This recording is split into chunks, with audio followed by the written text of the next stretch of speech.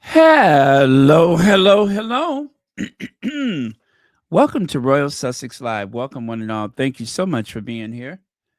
Let me just make sure the volume is high enough. I'm going to put it up just a little bit higher, I think. Okay, I think that's good. And fancy as always, thank you so much for being here first. I think if there was a record for who gets here first, it would be you. Not sure what to do with that, but remember to those with great power, much is expected, or something like that. So, anyway, let's see who else is here. Sandra is here, Compton Cali girl. Annie Bullard is here. Joya Moore, Mary H, Lydia Washington. Let me see, and Helen Marmon. Wow, it's been a while since I've seen that name. Okay. Slow burn shipper.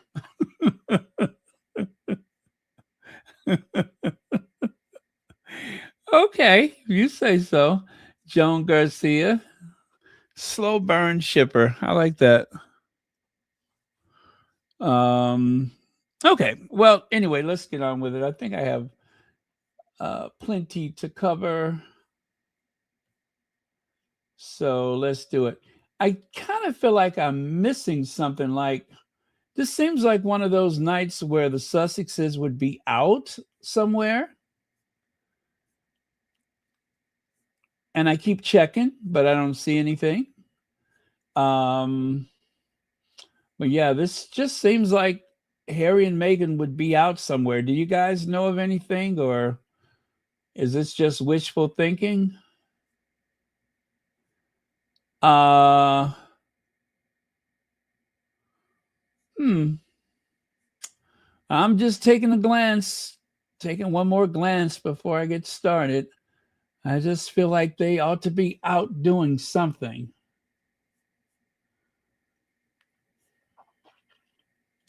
But it appears that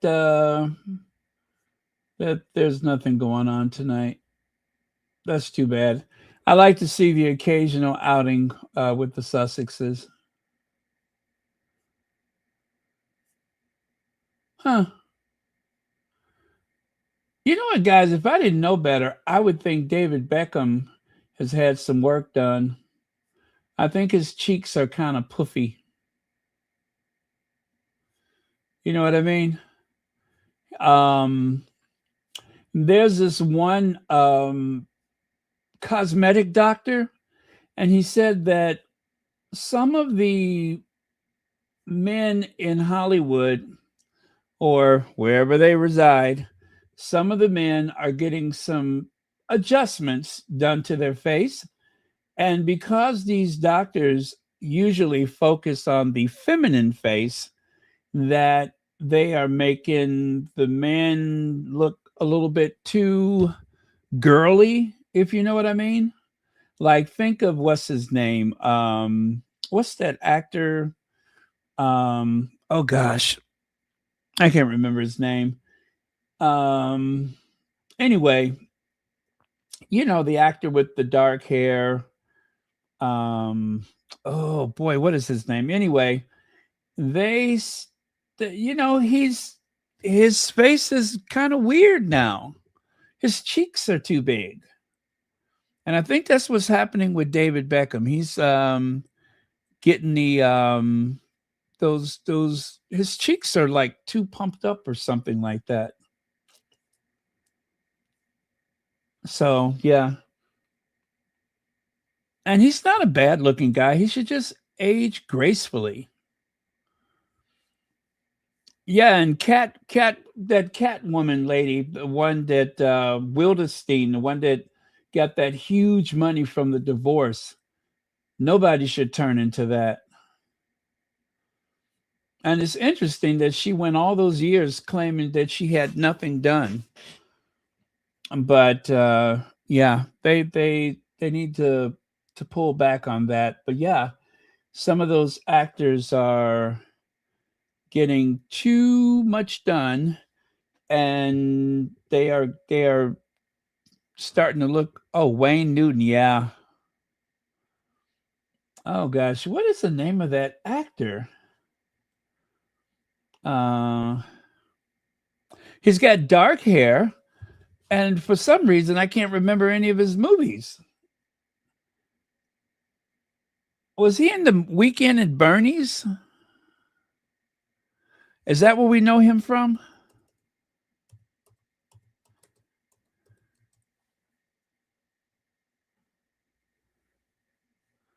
No, he wasn't one of those guys.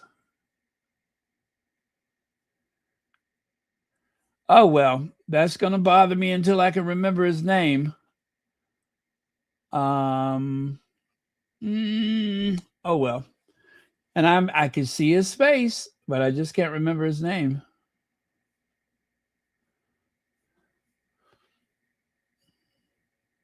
Hi, Deborah Anderson.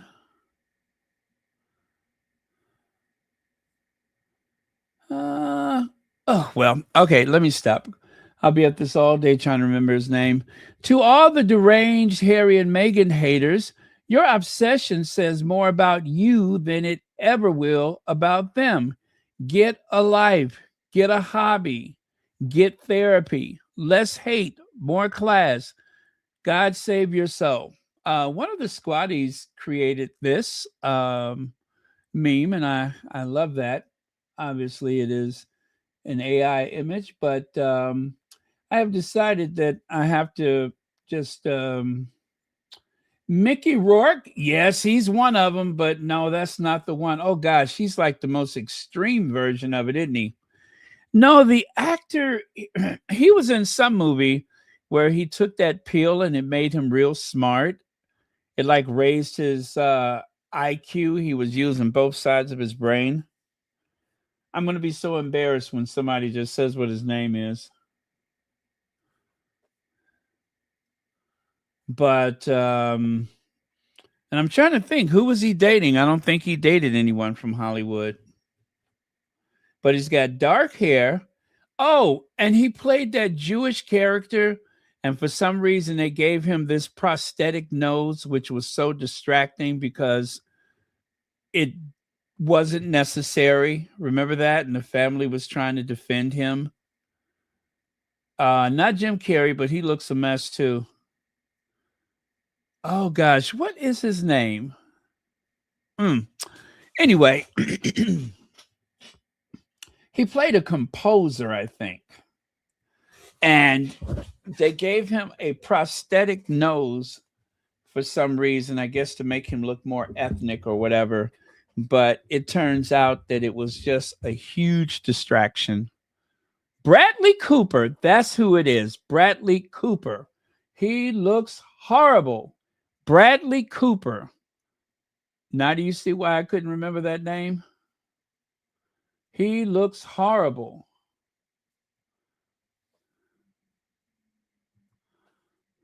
Oh, he was in Hangover, not Weekend at Bernie's, Hangover. Okay, I'm going to put before and after with some side. Oh my God, it's worse than. Okay, you hang on, you guys. I'm going to put some screenshots up of his before and after. He looks a fool. Such a very attractive guy. Why would you do that to yourself? Why? Why? Look at that. Look at that. See how it's making his face almost more feminine? You know what I mean? His cheeks are too big. They're up too high. Something is not right. Stop, stop, stop, stop.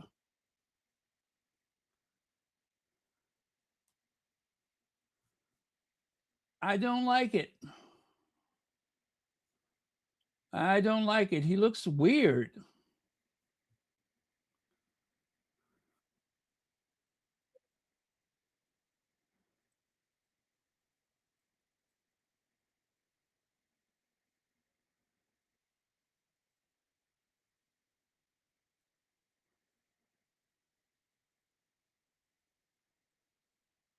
Okay, I'm looking at this plastic surgeon right now, and he's saying probably fat injection.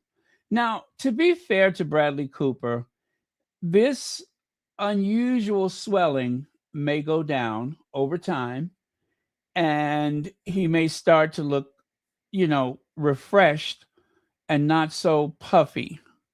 But fat injection, collagen, whatever they're using, please stop. Please stop. Okay, I found this. Oh, he won't let me share it. Let me see. I can fix that.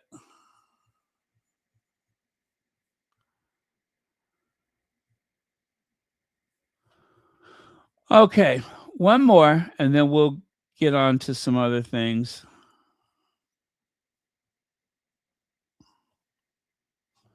You see that?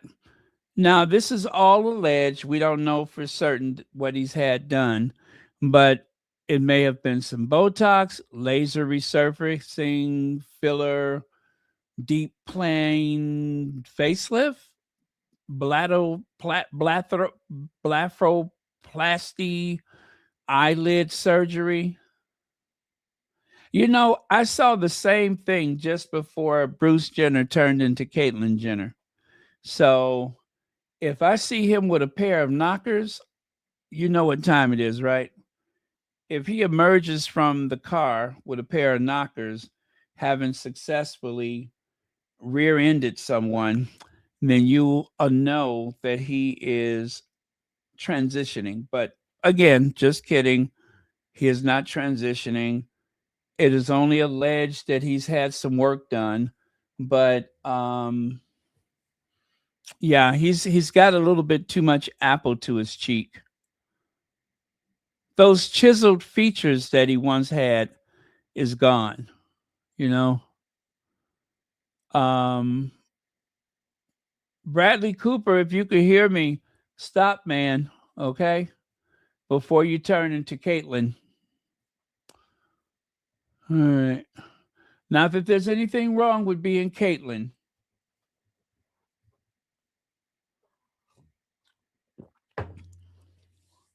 Caitlyn's daughter is a billionaire, right? The one that shares birthdays with me. As far as I'm concerned, I will do a Caitlyn myself if one of my children turned into a billionaire. Yeah, I will walk around like Caitlyn too if one of my kids were a billionaire. Okay, and here's another thing that one of the squaddies made. The beautiful Sussex squad, kind hearts, loyal souls, stronger together. We see, we support, we stand together. Be kind, be you, be the change. Um, and all the other stuff that it says there. That is pretty cool. I love that. I love that. Okay. Oh, yeah, there's a lot going on there, isn't it? And then the one doing the heart with her hands on the right side kind of looks like Meghan. But then there's Meghan up there at the top holding a cup that says hope. So it looks like there's two Megans on there.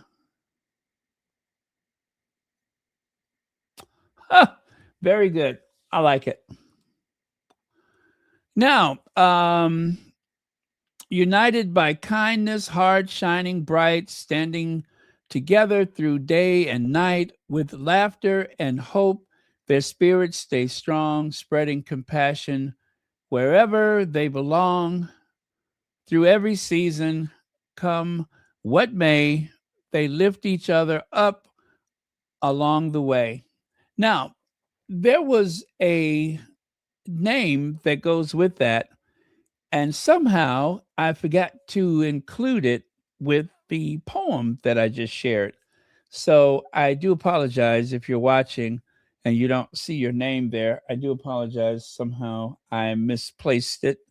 I had did a screenshot and I wanted to just tack that on top, and somehow I missed it. So again, great poem. I do apologize for not giving you credit for it, but one thing is for certain, it certainly was not me. Um, so, and then here's one more that one of the squatties made. Good morning, deranged ones.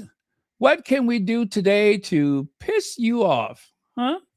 What can we do today to piss you off? It doesn't take much. One of the things I do that really gets under the skin of those terrible deranger people is so simple. All you have to say is His and Her Royal Highness, the Duke and Duchess of Sussex. Um, and then you'll get these little snide remarks. They're not royal anymore. Yeah.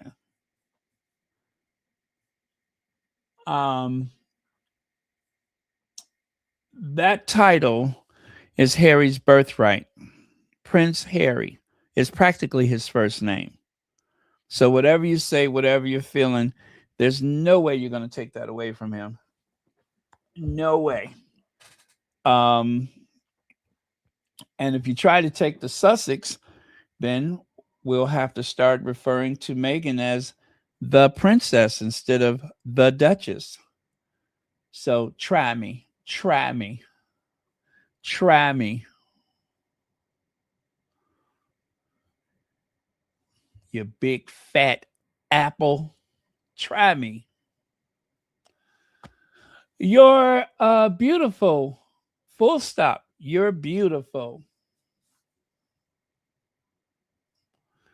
I am fascinated with those matches. I am still hoping that we will be able to purchase the matches without getting a whole new set of candles or the other stuff. I have, and I do mean I have plenty of supplies in my pantry from as ever. I just want the matches. So when they go on sale, whenever I see that, I will let you all know too that, hey, the matches are available. I want to be very bougie and walk around and strike those long matches and light my candles just like Meghan did in her video. I want to show everybody how bougie I am. Yes. And I will feel so much better if I can do that. Here it goes. It can take you right back to that feeling and that experience.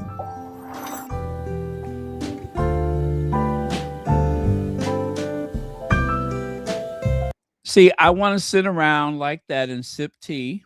And then I'm going to lounge back in the chair like that. I want to do just like Meghan is doing right there. I want to lounge back in the chair, just enjoying my tea, enjoying my as ever. And then I'm going to see how long those cookies last on the table before they're gone. It's as though I don't even need the plate because they're not going to be around for long. Right. And then I'm going to walk around like that and sniff my candle and check and see how it's doing. I'm going to do all that stuff. But there's one thing that I'm not going to do because I don't want to get cussed out.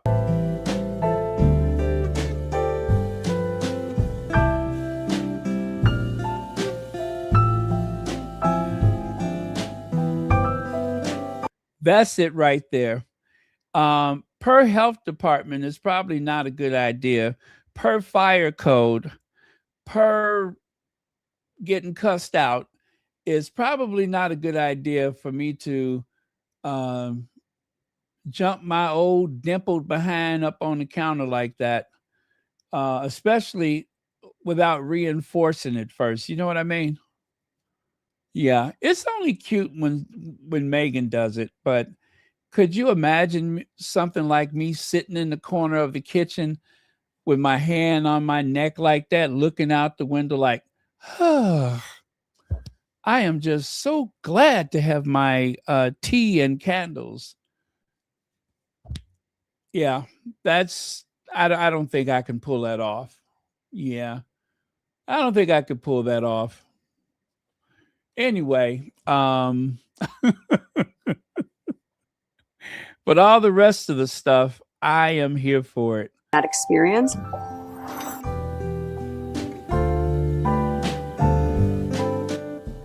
I'm going to walk in my garden and sip my tea and lounge back in the chair like that, sniff my candles, and throw a bunch of coy looks like that, even if there's nobody around. And then I'm going to go to my pantry and pull some of that raspberry preserve out. Oh, wait a minute. I'm going to have to buy a white halter top. Yeah. I'm going to have to buy one of those white halter tops and a white blazer. That way I can complete the moment. Yeah, I could do that. There's nothing more appealing than seeing an over-caffeinated, chubby baby boomer strutting around the house with a white halter top gown and a white blazer. It's like the portrait that Norman Rockwell forgot to paint. A big old baby boomer wearing a white halter top gown and white blazer in oils. That is what the world has been waiting for. Anyway, until then, I'll just have to make do. But yeah, I'm going to do all that stuff. As soon as I get my matches, I am going to walk around the house just like Meghan and enjoy all of my nice stuff. You'll see. So, but yeah, I am fascinated with those matches. And as soon as they're available individually, I'm going to grab some. I wonder if they're going to have like 4 boxes. See how there's 4 boxes over there? I wonder when they do sell the matches alone, if it comes in like a 4-pack or something like that, which would be cool because then you could share them with someone. Okay. All right, Meghan, I see you. And I'm going to do all that cool stuff as soon as I can. Now, Sussex Soldier says, I am so proud of the resilient Meghan. I am so proud of the woman she is today in the way she ignores the haters and keeps living her life with a smile on her face, always shining. My heart was crying for her, but I started smiling for her after she left that place. And today, it is only laughing. Well done, Meghan. Well done. I'm proud of you. Look how far she has come. Her own business, right? Full ownership of her brand and a partnership with Netflix, a partnership with the World Health Organization, and more. She and Harry are doing great. I am proud of both of them. But this post, as you already have noticed, is about the resilient Meghan, the beautiful Duchess of Sussex. I love my sis, Meghan. Well, that is so beautiful.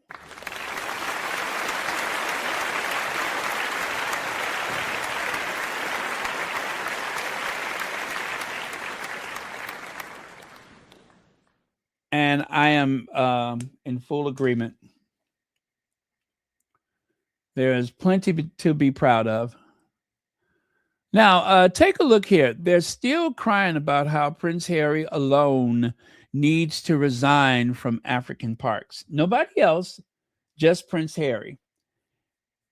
And of course, the reason why they're putting so much heat on Prince Harry and the African parks is because it is yet another measure of a successful effort by Harry to make the world a better place, something he's very good at. And yes, there has been some problems with the African park some time ago. Now, you guys may notice that if you go to my comment section, you know how the derangers want to say something negative about the African parks? And you like to fill up the comment section. And if you are a content creator, take my advice. Go to your um oh gosh, I forgot what they call that thing on the menu, but I'll check it and I'll tell you how to get there if you need that information. But there are certain words that you can block. And African parks, if you try to add that to the comment section, it just won't take. And a lot of people have tried. And when I go through and see what's been, blocked from going into the comments, that along with a lot of those other things that they like to say, you just won't find it in the comment section. And when they do manage to get by with something negative that I don't like, I just go and block that word too. It's so easy to do. And it keeps your comment section relatively clean. Yes, it's always going to be some comments you can't block, but you have so much more control than you actually believe is possible. So if you are a content creator, I recommend clean up your comment section. That is not a battlefield. That is for us. But if you like doing battle with those derangers, by all means, keep it up. But it's just, we want to share the moments with each other without all of that noise. Without all of that noise. Just block that stuff. So if you want to say something about the African parks or, certain other things, go right ahead. But nobody will ever see it if you put it in my comment section. I repeat, no one will ever see it because it is what? Blocked. Anyway, I love having that control. I love having that control. It makes me feel so powerful. I am drunk with authority. Anyway, but yeah, so they've been after Harry with the African parks for a long time. And on X, formerly known as Twitter, uh, that's one of those go-to criticisms for Harry is to bring up the African parks, to bring up that dreaded uniform and all of that other stuff, things that have been dealt with ages ago. And it's only because of Harry's notoriety, because Harry's name is so huge in the world of philanthropy and humanitarian work that they are trying to tear him down. They're trying to shame him and embarrass him into leaving African parks, and he just won't hear of it. I was so proud to see him interacting and giving a speech with the African parks because that shows that he is not going to just cut and run when things get difficult or when the going get tough. He's going to stay in there and fight his corner. And I intend to help him fight his corner. So cheers to Harry for that. So it says here for years, there has been a high level campaign to disrupt and destroy any charity, any initiative, any NGO, non governmental agency, and any philanthropic partner involved with the Duke and Duchess of Sussex. Sabotage is the name of the game. And this high level campaign has already taken down Sentabale. The people behind this campaign are royal adjacent, British establishment figures, and the entirety of the British media. They've been aiming their sights on the Invictus Games and African parks for years. They've seen the moves against Invictus in real time. Or should I say, we've seen the moves against Invictus in real time. But African Park seems like a trickier situation for these anti Sussex campaigners. By the way, this is Celibici. Prince Harry is now on board on the board of African Parks after serving as president for years. He's led delegations of high level elected officials to show African Parks works on the ground. And African Parks is extremely well funded and doing extremely important conservation and anti-poaching work. As I've said before, this is an NGO operating across 12 countries and 22 protected areas, and they have a staff in the thousands. They have a staff in the thousands. They're battling jihadists, bloodthirsty poachers, and billion-dollar corporations. Of course, everything is not going to operate perfectly and within the law, and yet this British-based campaign persists. It's never really about trying to improve African parks either. The campaign and the coverage is always centered on Harry and how he needs to resign from the board. And that is so true. That is so true. They are so fixated on getting Harry to step down. And just like with the Centibale, it does not matter that the agency has done so many amazing things across 12 countries, the cooperation of 12 countries. That is not always so easy to do. But they have the cooperation of 12 countries and thousands of people working to prevent poaching, among other things, and to prevent corporations from destroying the Okavango Delta. There's so much work that they're doing, and it would be to the detriment of thousands of people, and not to mention countless species of animals, if Harry steps down. No, it's not going to just all collapse overnight, but he is the biggest voice out there to bring attention to the works of African parks, and they cannot stand it. Okay, so let me continue with this. Celebici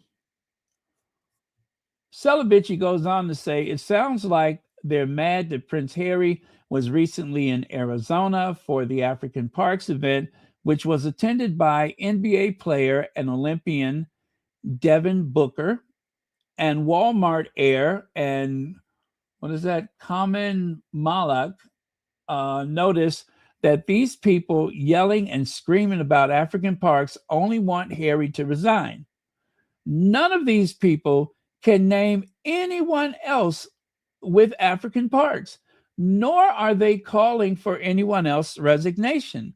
The chair of African Parks Foundation of America was alongside Harry in Arizona last weekend, and yet no one is calling for his resignation. And that's how it's always been. The fact that all these stories and claims have always been centered on Harry as so suspicious. P.S. This confirms my suspicion about what it's really all about. Tom Sykes' latest Royalist column is about this issue and how Harry charities are shambles because Harry is so commercial. Oh, so that's their talking point. And you know what? Wasn't that the same thing? Well, no, you know what? I take that back. It was different. That fake doctor, that pseudo doctor of Centibale, the chair Centibale, she tried to make the claim that Harry's personal life was to the detriment of their fundraising. When Harry is a fundraising machine.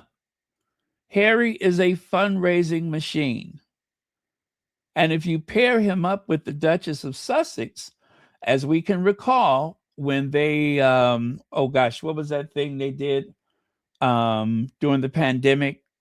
They were trying to get the equity for the vaccines. When he and Meghan teamed up together, all they had to do was make a phone call, and the support was lining up one after the other. The guy in charge of that charity said so himself. He said once they got involved, they could just pick up the phone and get right through to some very important people. And they were magnificent at it. And that is what bothers the establishment. That is what bothers the tabloid media, the British tabloid media. That's what bothers them, is how much power they have. Seeing Harry and Meghan in Jordan, seeing Meghan in Geneva, Switzerland, seeing Harry at this function in Arizona, they have power. Seeing them in Australia, it just burns them to see how much attention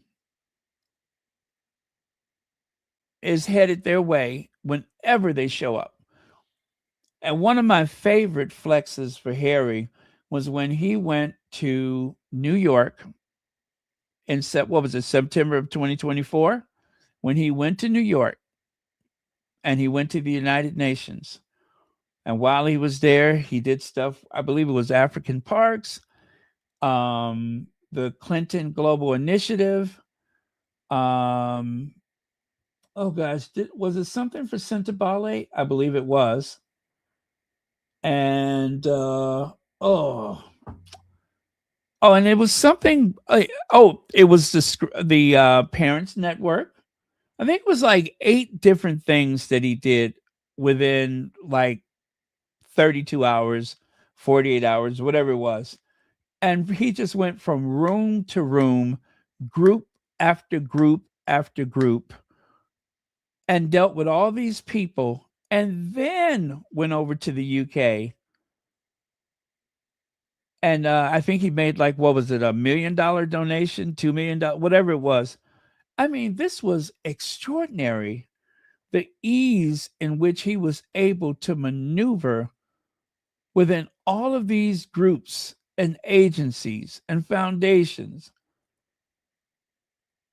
and the confidence that he had, and on message, on topic.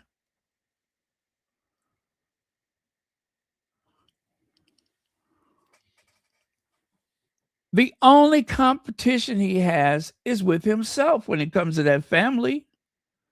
His only competition is himself. What is he going to do to outdo the last thing that he's done?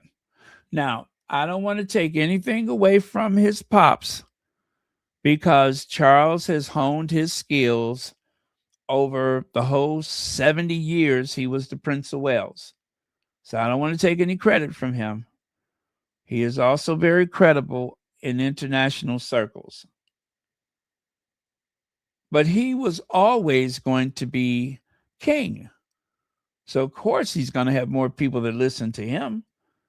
But Harry's situation over time, he is going to get pushed down in the line of succession. As soon as Willie and Kitty have their grandkids, he's going to move down a few notches in the road to the throne. So there's no logical reason why people have to listen to him, except for what? The fact that he is very knowledgeable. He is well placed to bring attention to things that other people can't. And that's all to it. Just like with Princess Diana. Diana was never going to be in line for the throne. But because of the weight of her character, her celebrity, her status, the way she moved in this world, people looked upon her with a lot of confidence, because her credibility came from the fact that she cared. And you get so much support, not because you have an answer to everything, but when you genuinely care. So, I like Sussex Soldier said, I am very proud of the both of them. I feel like I'm on the right side of history. I know I'm on the right side of history. and glad to be here. Okay. So,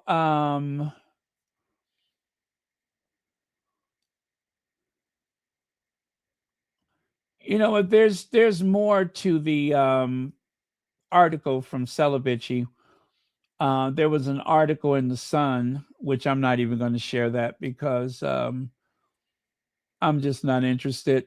But I'll give you the link for Celibacy, and if you want to see that article, that way you can see what Celibacy is reacting to with this article without having to click on the Sun and give them credit for it or give them any type of engagement. You can just get it directly from Celibacy.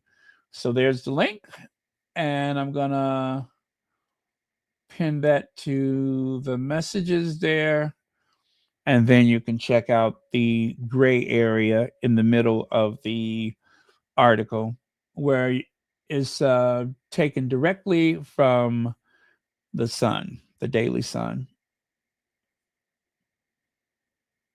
Hmm.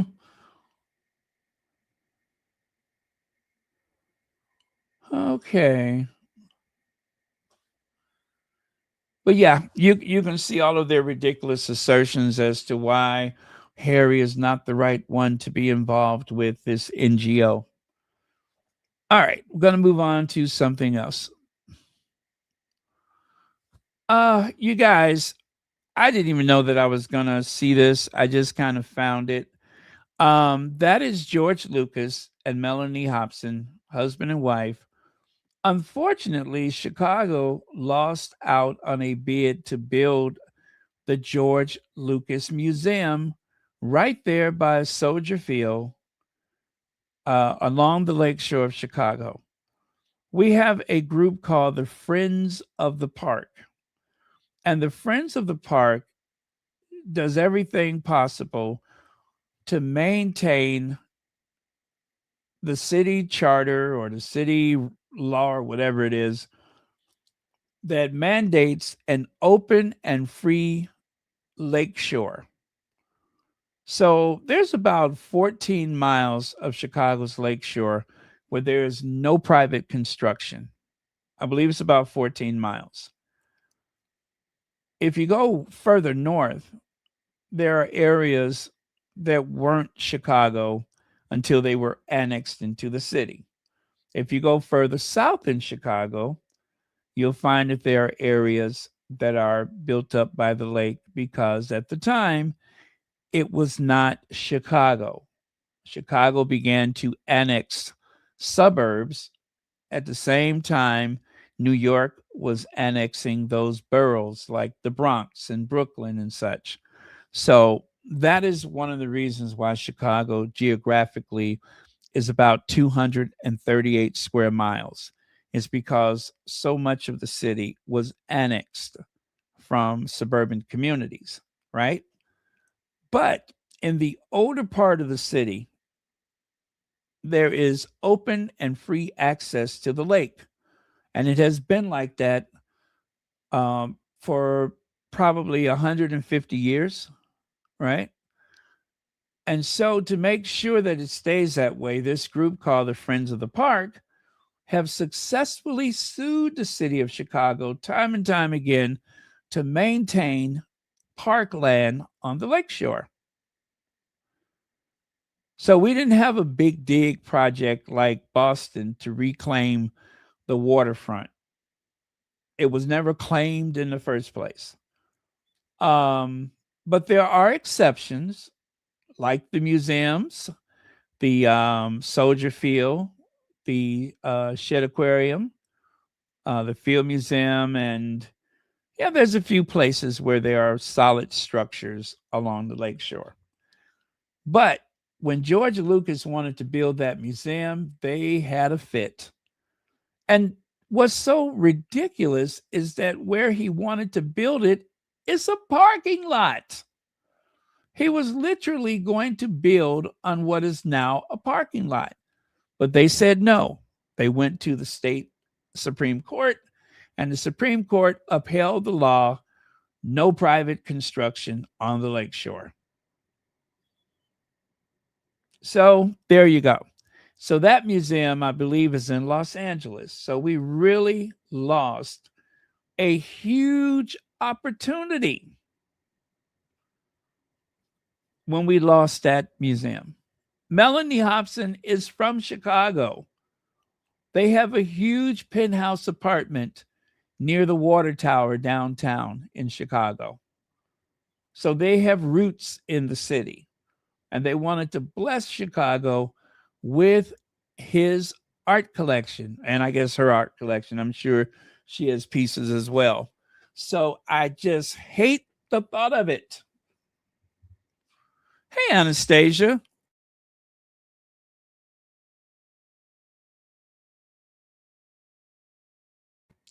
One thing that they did not win was the Barack Obama Presidential Center. That is built on Lakeshore Parkland. That battle they lost. This battle they won. So it's unfortunate.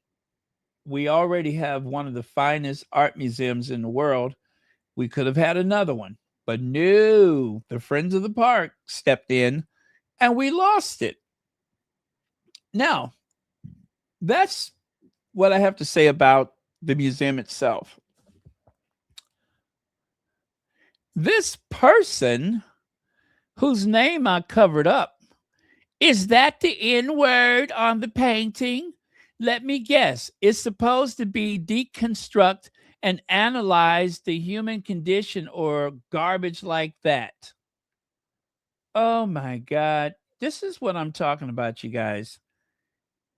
Everybody has a hole, and everyone is entitled to an opinion. Okay, I am for having an opinion, but sometimes can we not just withhold comment? Do we have to go on the attack? Do we have to go on the attack? Now, yes, I see it. You see it on the wall in the background of the painting on the wall. There's the N word. So Pascal was trying to educate that person whose name I redacted. It's one of the greatest and most powerful paintings ever conceived. Go, you know what, yourself. And then they respond with, the only people who care about stuff like this are old white people and pretentious Hollywood liberals. See what I mean? This is somebody that watches Fox News. And I'm guessing someone who happens to be African American and watches Fox News, or African from wherever they're from. So someone else decided to try to take on this genius. They said, or just anyone with enough intelligence to appreciate art. Art isn't race locked. And then, of course, the genius says art is, however, interest locked. What young black kids is going, oh my God, I gotta go see the Ruby painting and compare it to the works of today's innovators. Ooh, I can barely see that. Okay, and so someone else tried to intervene. Art is not, in fact, interest locked. What the F are you talking about? And then the genius chimes in again. Art is a hobby. I wouldn't expect everyone to be able to recite one ring to rule them all, just as I wouldn't expect everyone to be able to know the paintings of some ladies' kids literally aren't taught about. Anyway, someone else says it's a good painting. And I was just like, how did we get here? How did we get here? They see George Lucas standing in front of one of the most famous paintings in the history of the United States, a Norman Rockwell masterpiece, as far as I'm concerned. Norman Rockwell had to put his foot down to get this painting included in the Saturday Evening Post. They didn't want to run it, but he felt as though, listen, I've done a lot of work for this magazine. You must include this painting. He used to do the illustrations for their front page. And as an artist, he felt helpless during the civil rights movement and wanted to do something. And so he wanted to expose the United States for the cruel, mean spirited country that is capable of being, and it has been and continues to be. And so he shared an image of a vulnerable little girl surrounded by these white men that happened to be federal marshals that had to use the law just for her to go to school. They had to surround her. They had to be her bodyguards just for her education.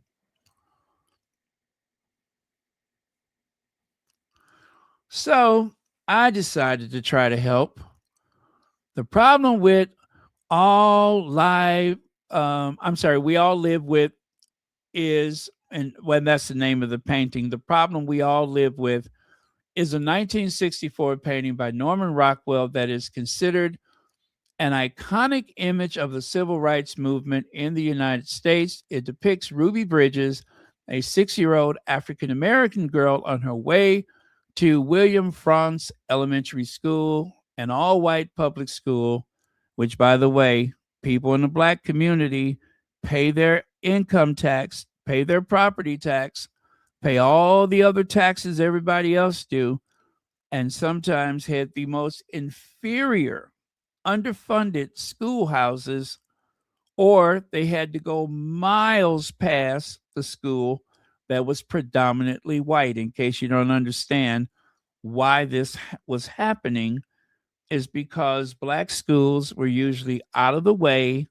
underfunded, and pretty much on the verge of collapse, because even though the Black people were paying their taxes, the government was not allocating a fair share of those tax monies to maintain and operate a school. It was separate but equal, meaning that it was separate and greatly inferior, deliberately so, because of a lack of funding.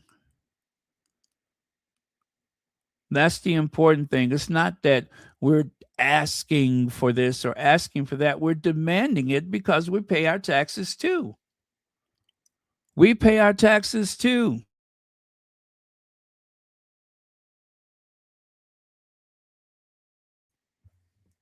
Anyway, let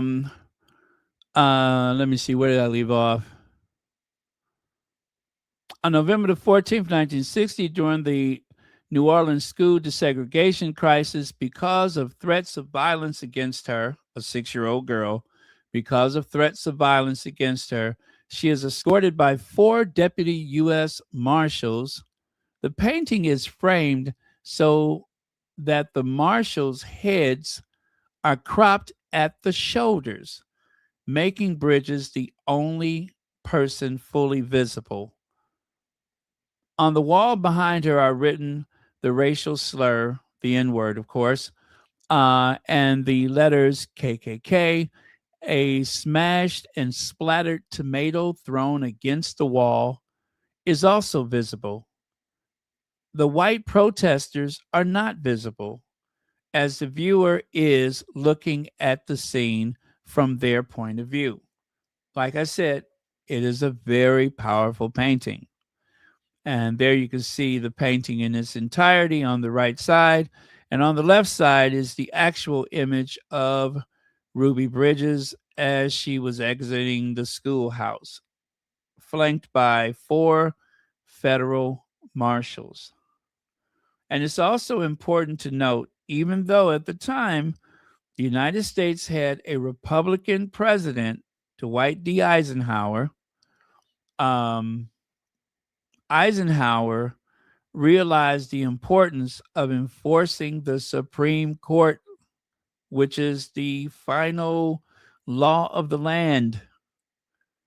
That is the president's job, is to enforce the law. The legislators, they are the ones that create the laws. The Supreme Court interprets the laws, and the president is supposed to enforce the law.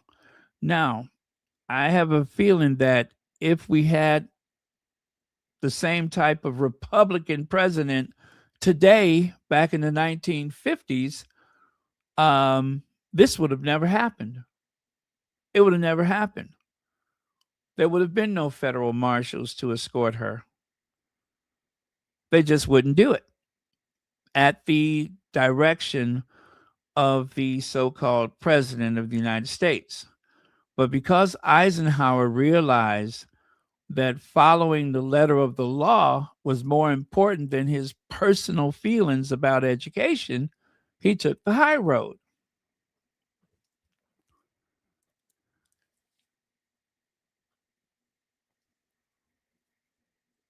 Very important distinction. He took the high road. Anyways, so yeah, I just kind of ran into that on the X, formerly known as Twitter, and this genius, this person who just had to have something to talk about because I guess they like the sound of their own voice or whatever, decided to challenge one of the most important paintings in the history of the United States. Oy vey. Anyway, that was that.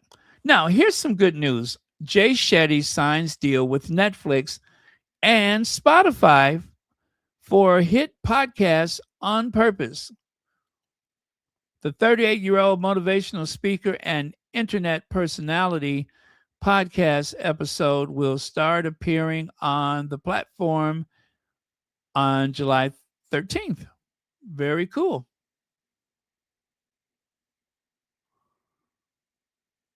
Well, I'll look forward to seeing our Duchess. All right, so that was good news. And let's see, JP Canabo. I hope I'm saying that right. JP Canabo. Is there any difference between anti-Meghan trolls and tabloid columnists? That is a good question. Are there any differences? Probably not. One is about as good as the other, which is no good at all.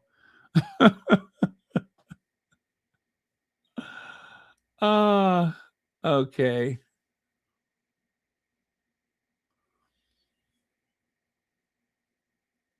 Now, all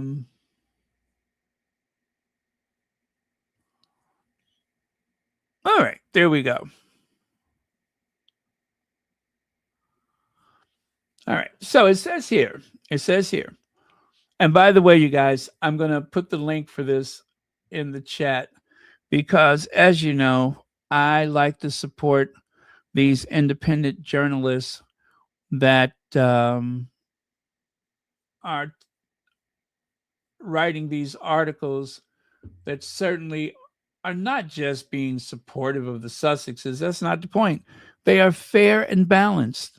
It's not all about, oh, Meghan this, Harry that. They're just being fair and balanced. They're telling the truth, which is something that you cannot get from the tabloid media. They're not going to allow it. And whenever possible, they have hijacked the American media, taken over things like Newsweek and other legacy magazines and newspapers. It's all part of a deception to ease their way into the American market and bring all of that old tabloid negativity right along with them. Okay. It says many of us still imagine online trolls and British tabloid columnists as different species. One is anonymous, chaotic, and unhinged. The other is ostensibly respectable, credentialed, and paid. But when we look more closely at how they actually behave, the line between them dissolves. What emerges instead is a very short continuum. The troll at the end, at one end, that is, the columnist at the other. The troll is at one end and the columnist is at the other, both driven by the same psychological machinery, both feeding one of the same emotional rewards, both performing the same cultural function. The troll simply shouts what the columnist writes in a more polished font. So the troll is shouting it, and in a very polished way, in a beautiful font, the writer is writing pretty much the same thing that the troll is shouting. The psychology is almost identical. Trolls are well studied. They score higher on traits like narcissism, Machiavellianism, psychopathy, and sadism. The dark tetrad that predicts pleasure is causing distress. Columnists don't sit down and take it personally, that is, personality inventories, but their work often reveals the same impulse. The narcissism shows up, and the certainty that their interpretation is the only correct one. The Machiavellianism appears in the strategic use of insinuation, anonymous friends, and carefully placed doubt. Let me repeat that.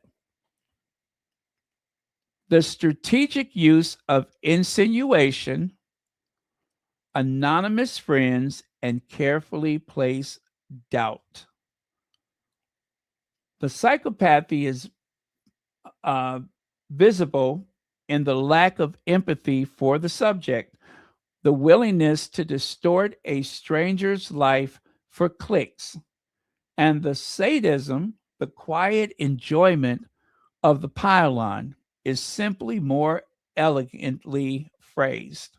The troll expresses these traits crudely. The columnist expresses them professionally, but the underlying psychology is the same. Go after that black woman. I'm saying that though. Go after that black woman. That's what they have in common.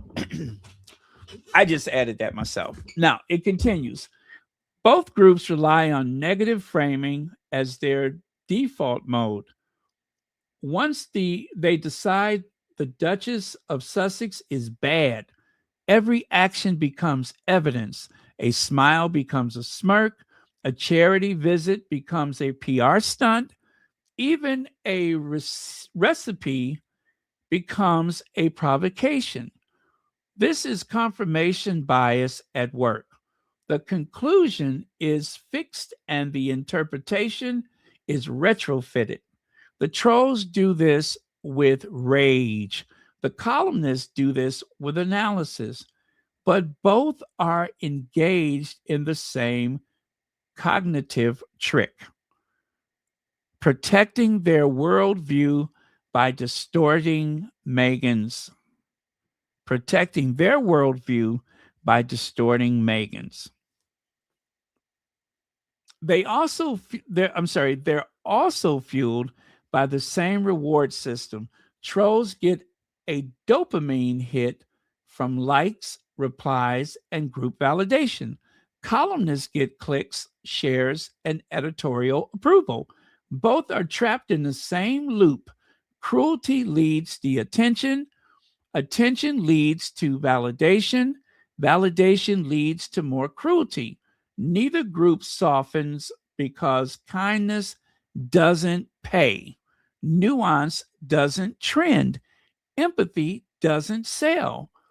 The system rewards the worst instincts, so the worst instincts flourish. Now, to encourage you to go into further detail with that column, I'm going to stop right there. You have the link. I want you to use it. And while you're there, please consider signing up. You sign up with this particular writer through the what is it? Buy Me a Coffee. However, you can still read the column. You can read the column without signing up. It is available free for you. But as you can see, it is some very good information. So I'm not going to take that away from her work or his work.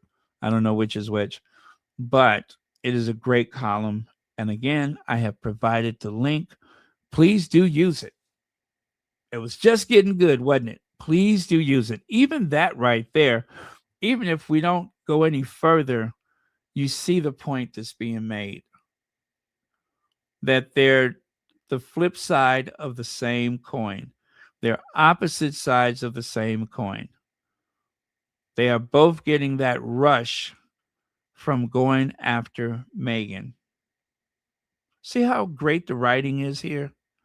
That is some very, very solid writing. I'm just like, thank goodness they're on our side, right? So, yeah.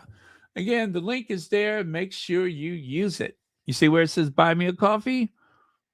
Now, you don't necessarily have to do that to finish the article, but it is available. And we ought to support people that are doing God's work. Amen.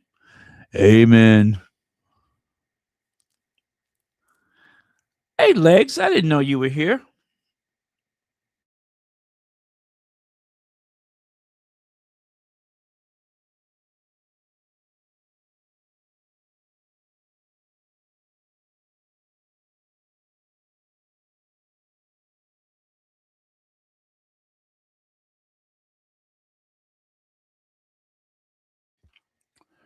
Okay, pardon me while I indulge myself with some antacids. Give me just a moment, you guys.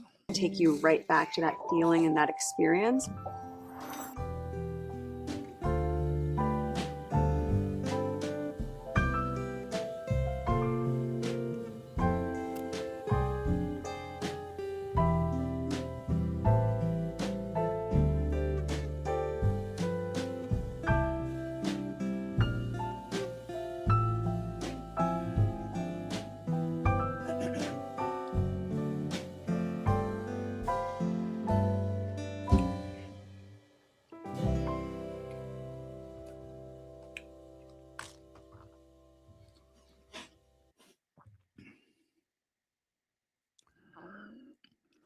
Okay, I'm back.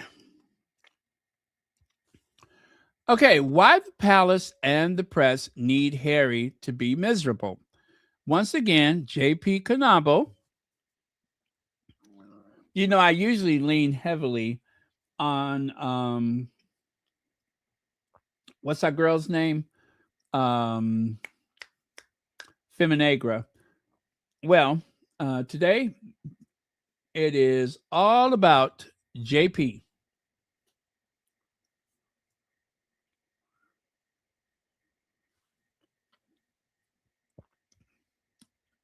All right. So,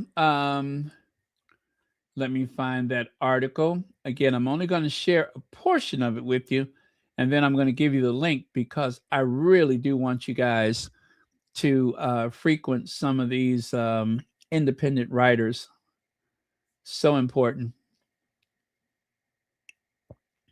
So why the palace and the press need Harry to be miserable. Okay. Another good article. So it says here, let me make this a little bigger so I can actually see it. What's that old saying? I'm blind in one eye and can't see out the other. That is me. I really do need to go and get my eyes checked. So Prince Harry's happiness has become the great unspoken crisis of the British establishment. You can feel it humming between or beneath every headline, every rota tantrum, every troll meltdown. The man was supposed to crumble. He was supposed to be limp. That is, he was supposed to limp back across the Atlantic. Not supposed to be limp. That would be unfortunate. That'd be unfortunate, wouldn't it? It's not he's supposed to be limp. It's he's supposed to limp back across the Atlantic. Phew. I had to get that right. I mean, just to protect his reputation. You know what I mean? Pockets, he's supposed to have limped back across the Atlantic, pockets empty, marriage in tatters, muttering that they were right about her all along. Instead, he looks like he's located the off switch for generational trauma, and this, the palace press troll complex, simply cannot abide. Because if Harry is happy, then Meghan can't be the villain.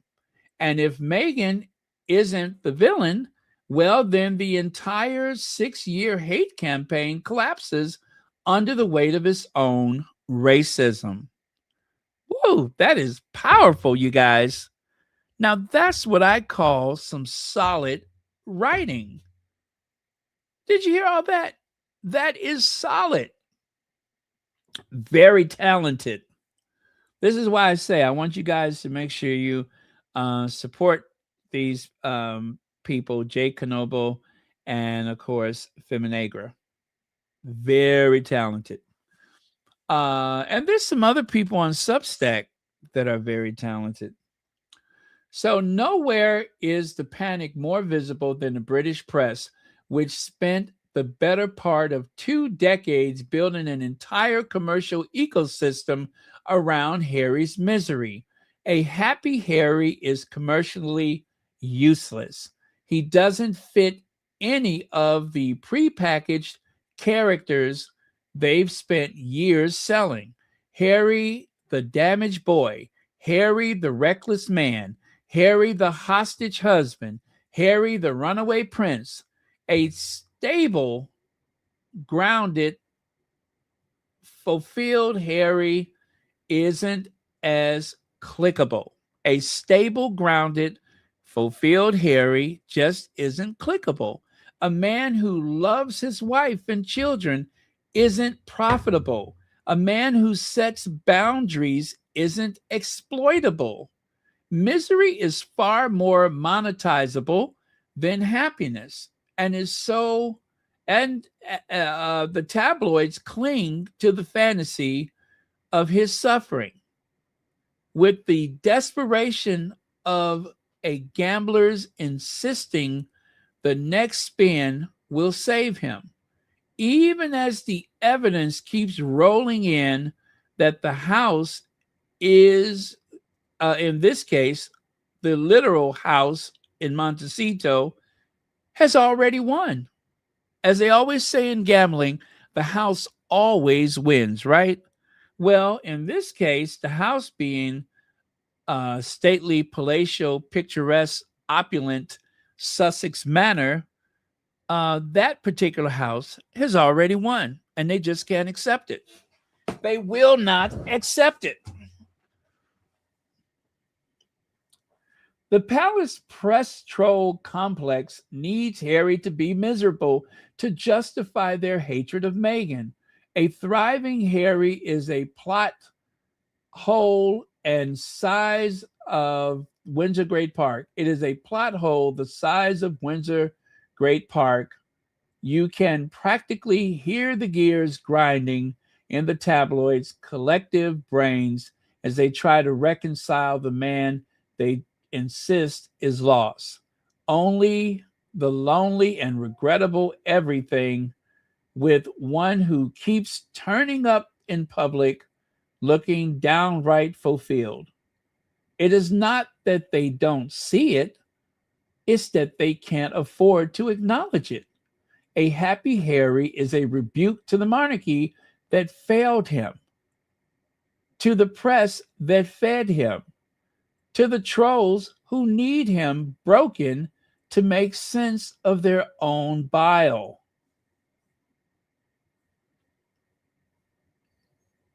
Beneath all this frothing outrage lies something older and far more revealing. Harry rejected the colonial masculinity model he was raised in, the one that says a spare prince's job is to serve the crown by erasing himself, the one that demands loyalty to the firm above loyalty to your own wife and children, that threats emotional suppression as duty and obedience as identity. Or I'm sorry, it that treats emotional suppression and duty and obedience as identity, that has kept generations of royal stiff, silent, and miserable. Because misery is the price of belonging, Harry walked away from that script toward something healthier, choosing autonomy over obedience, and a Black woman over a family that expected her to be grateful for her own mistreatment. In that logic of empire, this is treason. What really stings is the post-imperial reversal of it all. And finally, I'm going to finish this one. The exile, the exiles are thriving while the center is wobbling. The couple who were supposed to fade into irrelevance have built a life, a home, a foundation, a body of work. The palace, meanwhile, has spent the same years battling scandal, illness, shrinking relevance, and the creeping suspicion that the monarchy's best days are behind it. This isn't how the story was meant to go. The empire was supposed to be the gravitational force everything and everyone is meant to orbit. Wow, I tell you, that is just powerful. Let me give you the link for that one. That is powerful. I am just so impressed with this. If I could write like that, if I could write like that, I tell you, that's like Ivy League, you guys. Uh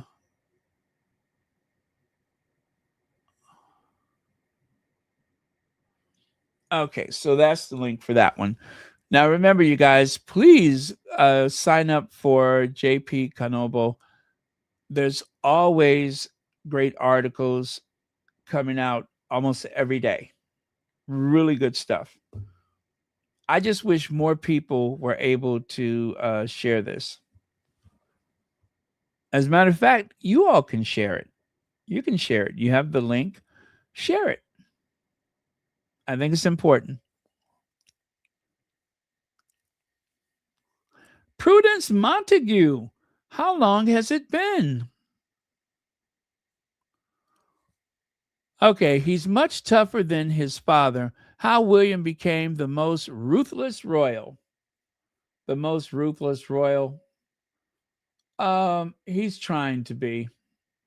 He's trying to be. He's got some growing up to do. Um, where do I start with that one? Willie, Willie Windsor, Willie Mountbatten Windsor, the ruthless royal. Well, I grant you this. He is pretty ruthless. I mean, all things considered, he is pretty ruthless. He has given permission to his courtiers to go after the Sussexes. I'm not even going to throw an allegedly in there.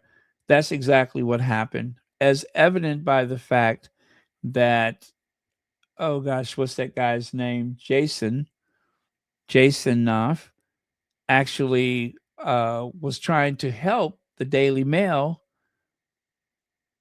with the lawsuit that Meghan had against the Daily Mail. He was trying to help the Daily Mail. A courtier, a staff person at Kensington Palace, who works for the royal family and is also an American, I might add. Meghan is an American and Jason is an American. The American Jason went to the Daily Mail and said, "Hey, I co wrote that letter to Meghan's father," as if Meghan would need help from the likes of him. And even if one was to say, well, it's not unusual for a staff person to help someone write a letter. Okay, that's possible. But I don't think that we'll ever see the day when Rachel Meghan Markle, Flower, as she is known by her mom, the day that Flower needs Jason to help her write a letter to her own father will be a snowy day in hell. Okay? That means there will be a very snowy day in hell whenever Meghan needs the like of him to help her. I mean, it don't even sound right to say that. Meghan needed help. The wordsmith herself needed help writing a letter to her father from Jason. No. Jason was well placed to go after Meghan by going to the tabloid and offering them the right to print the letter. You see, if you haven't figured this out by now, by him saying that he co authored the letter, if he refused to go along with a lawsuit against the Daily Mail, he would have some leverage because he co authored the letter, meaning that it's not Meghan's property alone. But according to the British law, if you write a letter to someone, you have the copyright to that letter. You own the rights to that letter. Even if you mail the letter to another country, if it's your words that are written, then you have the rights to it, not the Daily Mail, who selectively chose parts of the letter to make Meghan look as terrible as possible. They were very selective. They were not using that letter to set the record straight. They were using that letter to damage Meghan's character. So if you're going to print the letter, you should have printed the whole thing in its entirety. And of course, Meghan wrote the letter understanding that, knowing her father, that's exactly what would happen, that it would end up being used against her. But she said what she needed to say in a very vague and general way to avoid any embarrassment. So what did the Daily Mail do? Well, they decided to hack it up. We'll just use parts that make her look bad. Very, very tabloid. Lex says, where's the bully investigation for him? Piece of caca. uh, the British royal family are evil. Kensington Palace briefed the press on the Sussexes because of jealousy, and Cal Miller openly mocked Meghan at every event. Charles and William stole their home, security, etc. Cheers to that. Yeah, they all worked in concert with each other. They were all in concert with each other. An entire institution, the whole of the tabloid media, and of course, God knows how many people in the content creators world, along with people that comment on X, formerly known as Twitter, and every other possible resource. All of those people ganged up on a 110-pound woman living on the west coast of the United States. All of them. She's so threatening. I mean, she's not some superhero or supervillain. You know, she's just a mom of two, a wife,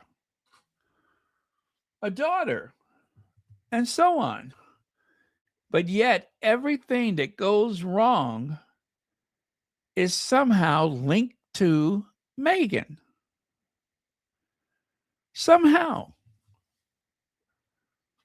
And as I often say, the mental gymnastics that are required to make that so is unbelievable. But yet they find a way to link it all together. They can stitch it together, as Harry say, an old-fashioned institutional stitch up.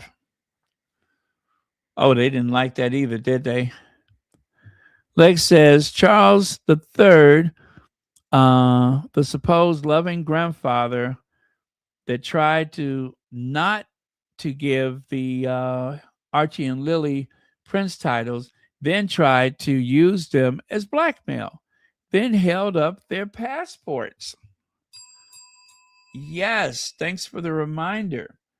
The Sussexes almost started using the name Spencer because the Windsor name was being held up for some reason. Meghan and Harry, the Duke and Duchess of Sussex, had trouble getting passports for their children. How could you have trouble getting passports for your children? As a royal, when you fly into Heathrow, they have a lounge set aside just for the royals. It's the one that Meghan likely uses when she has a layover. So how is it possible that there was some type of holdup when it comes to their passport? And that was done deliberately. That was a deliberate provocation against the Sussexes. From their grandfather, from that institution, and whoever else was involved. It was done deliberately. Thank you, Legs.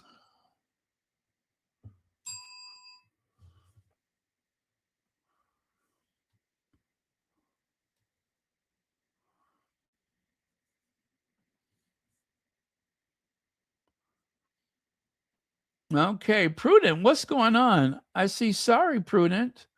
What am I missing here? Anyway, I hope everything's okay.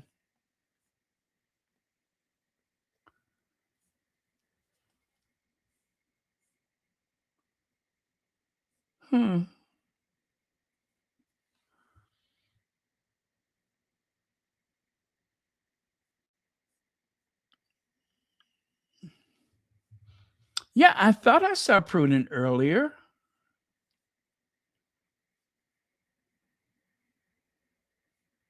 Oh, I see right here. Thanks for the shout out, Baron. He's the evil, vindictive prince of darkness. You can say that again.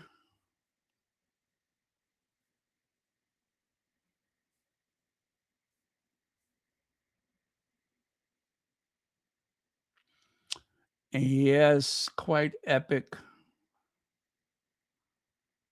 Okay. Anyway, I'm glad you're here. Thank you so much for being here.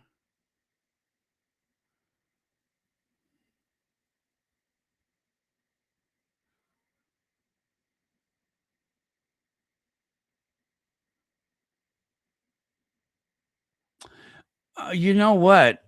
They say that the so called president of the United States wants to put his picture on the passport. That is something that has never happened before.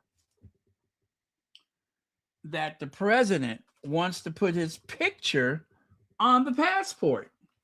Are you serious? Yes, he is. This is the same president that withheld the stimulus checks until they could put, guess what, his name on it, leading people to believe that he somehow had something to do with the the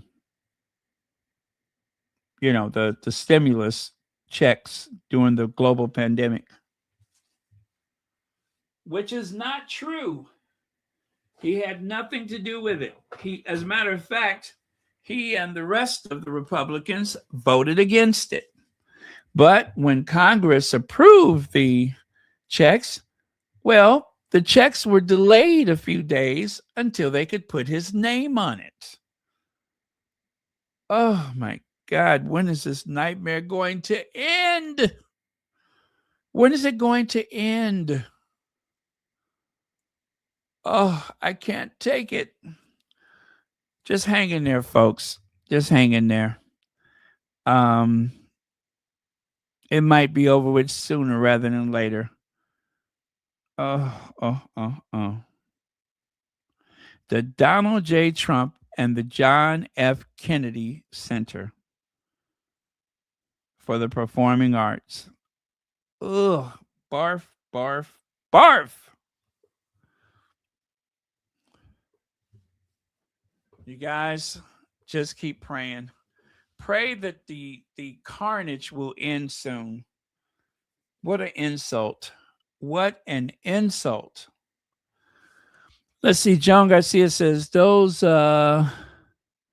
GB people hate Meghan for her intelligence and education with a double major. They did not expect a woman of color to be so smart. Absolutely. For some reason, those same people like to exalt Kitty as though she's some kind of a genius. And Meghan, not so much, when we all know that it is the opposite.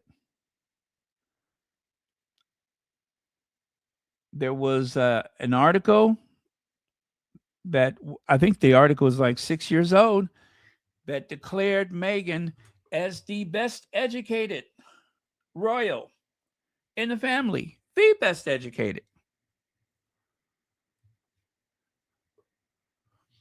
Not Will, not Kate, not Chuck, none of those people. Meghan had more education, has more education than all the rest of them.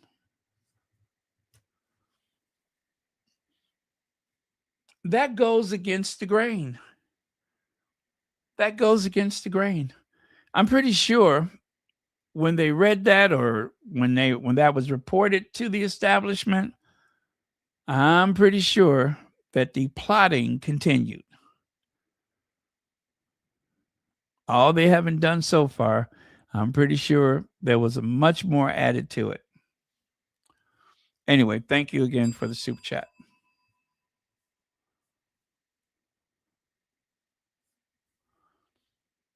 Let's see. Yet Diana refused security.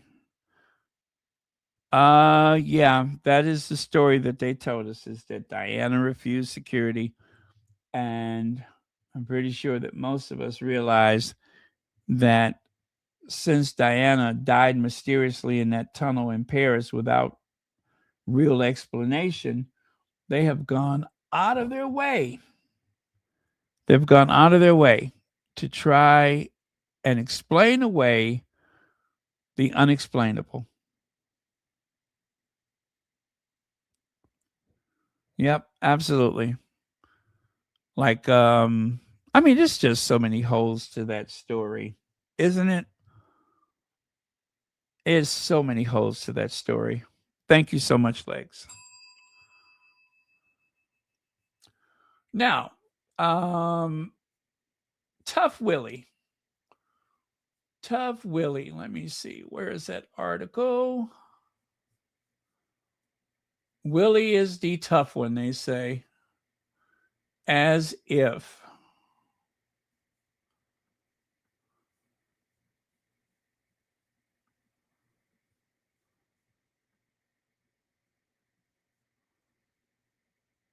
Okay. Oh, there it is right there. The Eye Paper, that's the name of it. Jeering on his beloved Aston Villa at the Europa League last month, shedding a tear of joy and enjoying a beer, Prince William might have looked like just a normal football fan. He has talked about the very relatable parenting stress of chaotic school runs, which now we know that's a big lie. Yeah, the chaotic school runs. Remembering the right instrument or bit of school kit, and his son Louis leaving jam fingerprints throughout the car. He recently revealed himself to be a fan of the American Pie films. Ugh. Those very silly and fun 1980s American coming of age comedies. The social media posts that he and his family share to their 17.2 million followers show not only their official engagements, but also snippets of the ruckus of normal family life. Their children laughing together in the woods. Okay, now they're going too far. Their children laughing together in the woods. Yes, the children were laughing in the woods and just happened to be followed by a film crew while doing so, right? They just happened to be laughing while a whole operation of filming people was intact, right? I mean, they brought out the heavy Christmas stuff. Anyway, I'm just kidding.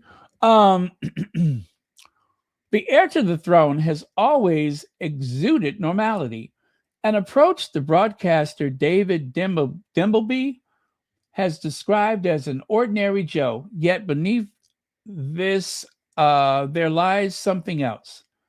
In the years since his father became king, William has demonstrated a surprising ruthlessness when it comes to his role in the royal family and preserving the legacy of the firm. Observers they say he is proving to be no ordinary Joe, but in fact a sharp-eyed strategist. Oh, give me a break. A sharp-eyed strategist. Come on now. We are going too far. Kaiser, what is that? Delgado. That's the one who wrote this. We're going too far with that. Andrew Lonnie is a historian and royal biographer, the author of the recent entitled The Rise and Fall of the House of York. William is calling the shots more now than were in this transitional. Now that we're in this transitional phase toward him taking over. He says one of the clearest examples of William's power, argues Lonnie, is the royal family's handling, that is, of Andrew Mountbatten-Windsor crisis. That is a lie. William ain't got nothing to do with Andrew. That is all Charles.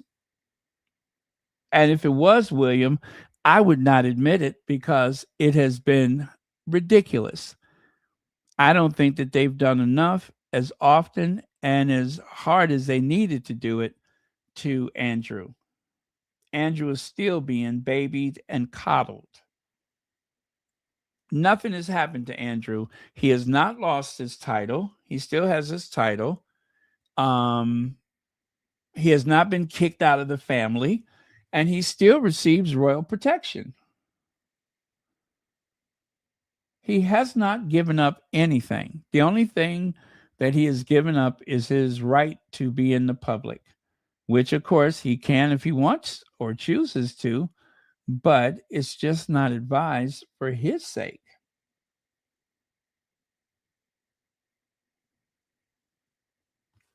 Because if he tries to do anything publicly, there are going to be people that will shout him down, and he will be extremely embarrassed. So I don't think he wants to be public at this point. Not unless the rest of the family is there to lend some type of coverage for him. But yeah, he ain't trying to do nothing public.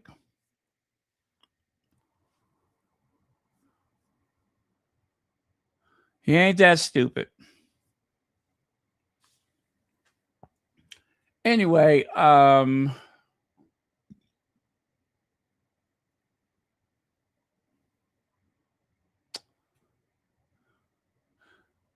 okay, William is said to have been the driving force in the removal of his uncle's royal titles and barring him from public life. It is thought that William urged Queen Elizabeth and Charles to act after Andrew's disastrous 2019 Newsnight interview.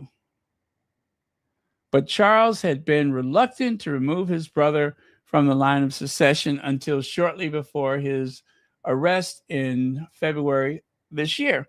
He is not removed from the line of succession. Is he? Did they pass a law? Because I believe that's the only way that's possible.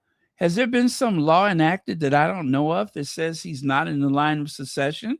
Charles doesn't get to decide that. Charles does not get to decide that. That is something that happens when he's gone. He doesn't get to decide that. Just like nobody has taken his titles away. Just because they have convinced the press to go along with this Andrew Mountbatten-Windsor nonsense does not mean he has given up his princely titles. It does not mean that he has given up anything. They do not want to have a public debate about his titles. They'd just rather not.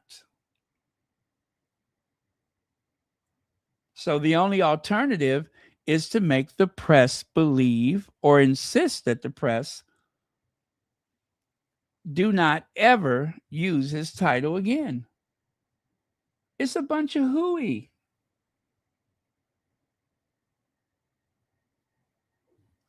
Just like they convinced him to stay off the horse, stop riding the horse. And so finally he stopped riding horses, as far as we know. He'll be back at it again.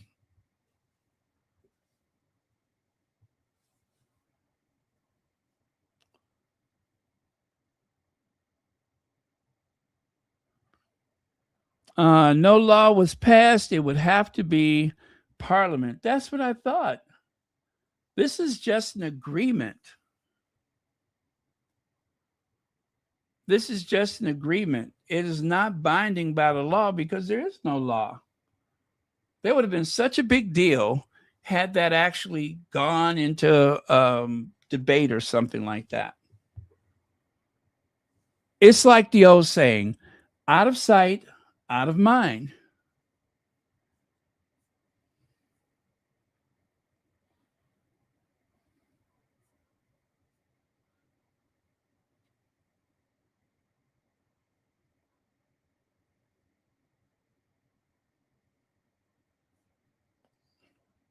Anyway, most of this is based on Robert Hardiman. It's actually kind of a long article, but I'm going to share it for you if you are interested. But I think it probably repeats a lot of stuff. There's nothing here that is going to convince me that William is some big, powerful driving force behind the throne. He certainly is not. Charles is very much in charge, and there's no way that I would ever believe that Charles is taking marching orders from William. You know, in order to do something like that, you'd have to show up. Does William impress you as someone who shows up for duty? William shows up when he wants to. There have been many occasions where Charles has been out doing his royal duty, occasions that if it were Queen Elizabeth, Charles would have likely joined her. But in William's case, he is staying as far away from his father as possible. He just does not have the same grit.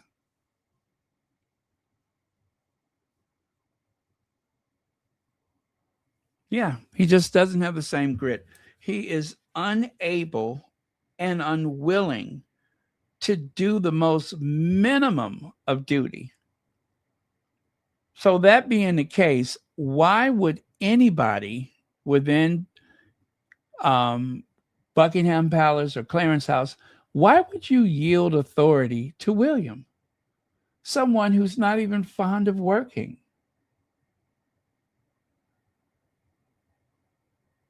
So, yeah, I don't buy that. I don't buy that. It is a bunch of nonsense. William ain't controlling nothing.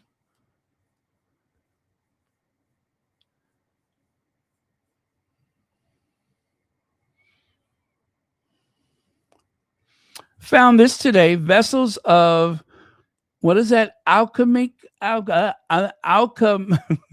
alchemical sun, like alchemy, right? Alchemical sun. Anyway, that's a beautiful image, isn't it? That is beautiful. And what's perfect is that we are expecting a full moon. We're expecting a full moon. So I think it's only right to share it. Yes, the 31st. We're going to have a full moon, you guys. Beautiful, right?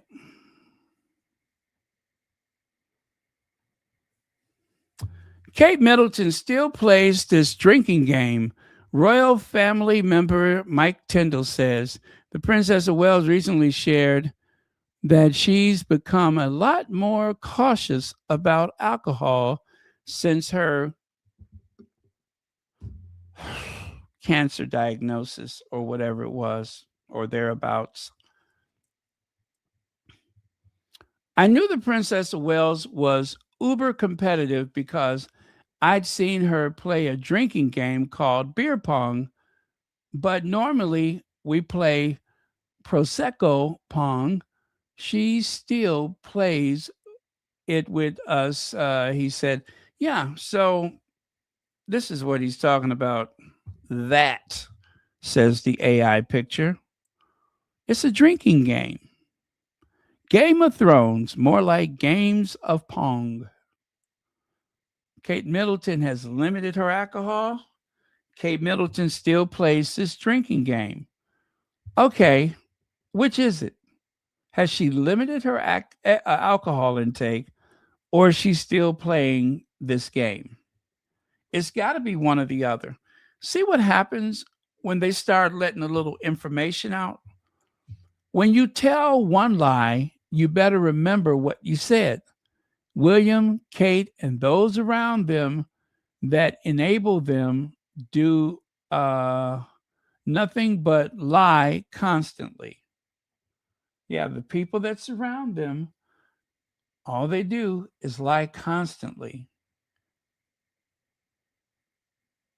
And maybe that's one of the reasons why it is so difficult to hear what Kate is saying.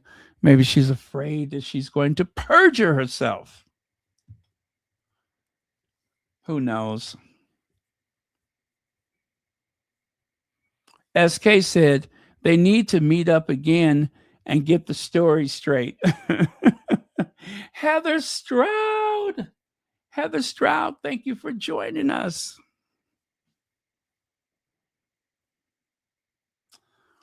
And of course, as they say, the apple doesn't fall too far from the tree. It never does it? The apple never falls too far from the tree.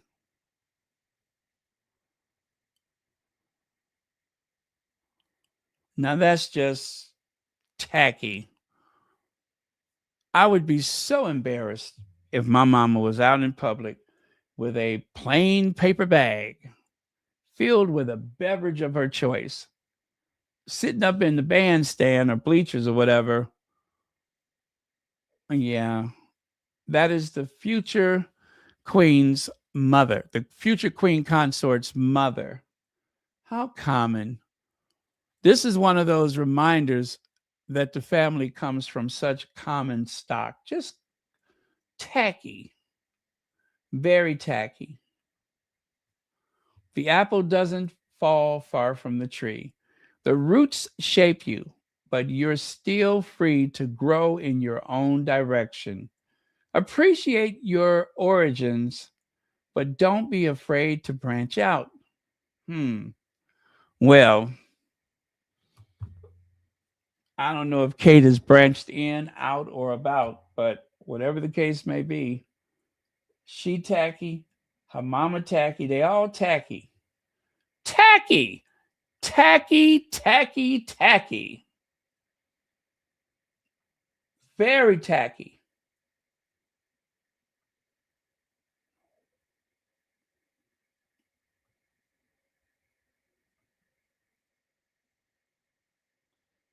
Yep, very tacky. You know my favorite though. You see the middle picture at the top of the middle picture? The top picture at the very top. See the way the guy is looking like, what the hell? Isn't that Kate Middleton's mom?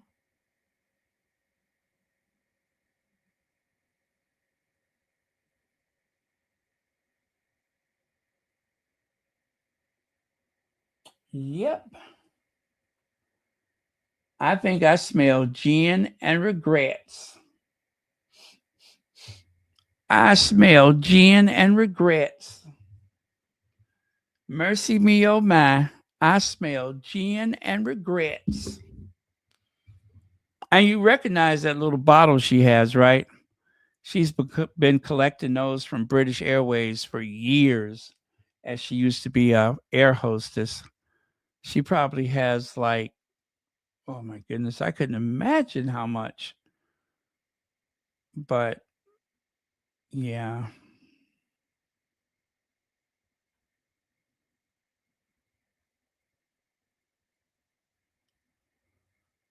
Well, now we know it keeps the rose in her cheek. It's rosé. No, I don't know. I don't know. I don't want to pick on anybody's mom, but the thing is, admitting you have a problem is the first step. Not that she has a problem, but admitting that you have a problem is the very first step.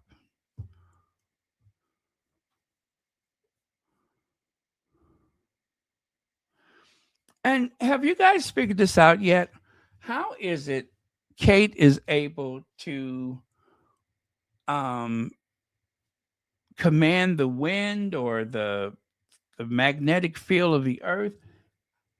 How is she able to walk on a 15-degree angle without tipping over?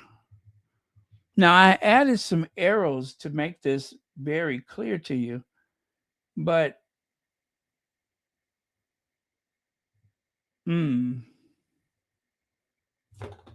yeah, I don't know. It defies. I just don't know how she's doing that. How is she like over to one side so many degrees? And notice the man is standing up straight, but she looked like she about to fall into the back seat, slammed the door and gone back home before she even started any work.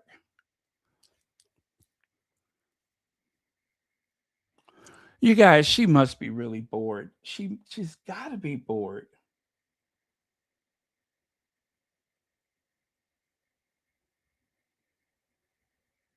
Yeah. Mm. Well, if you all figure it out, let me know. I'm so curious. I mean, I want to try it, but I feel like I'm going to fall.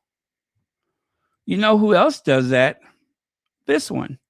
As soon as she leaves one of those games, she starts walking just like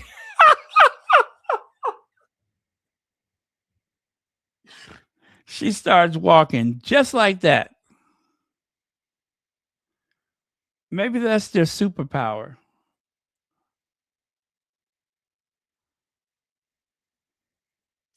Oh well, poor Kate. She's all out of alignment. You know what though? If she failed, I wouldn't be no good. You know that? If all of a sudden I heard her shoes like grinding into that stone, you know that sound, and then look back and see her laid out on the ground, I don't think I would be any good. I wouldn't be any good. I'd probably, yeah.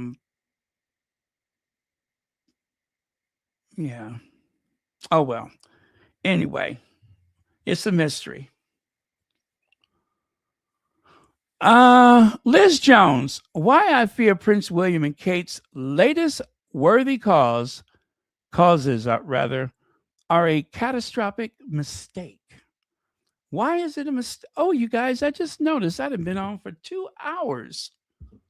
I don't think I meant to be on that long. Let me see how much I got left.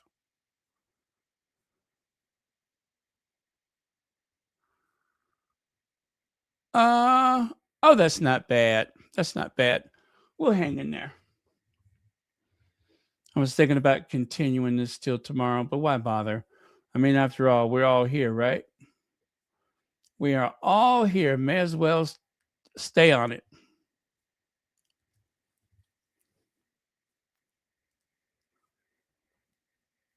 Okay, let me find that article and then we'll get cracking.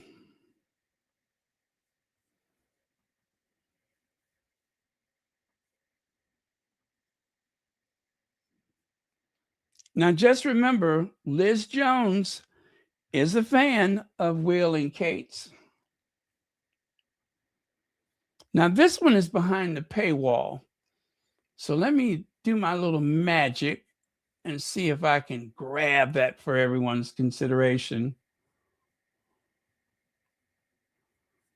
You know, it used to be magic.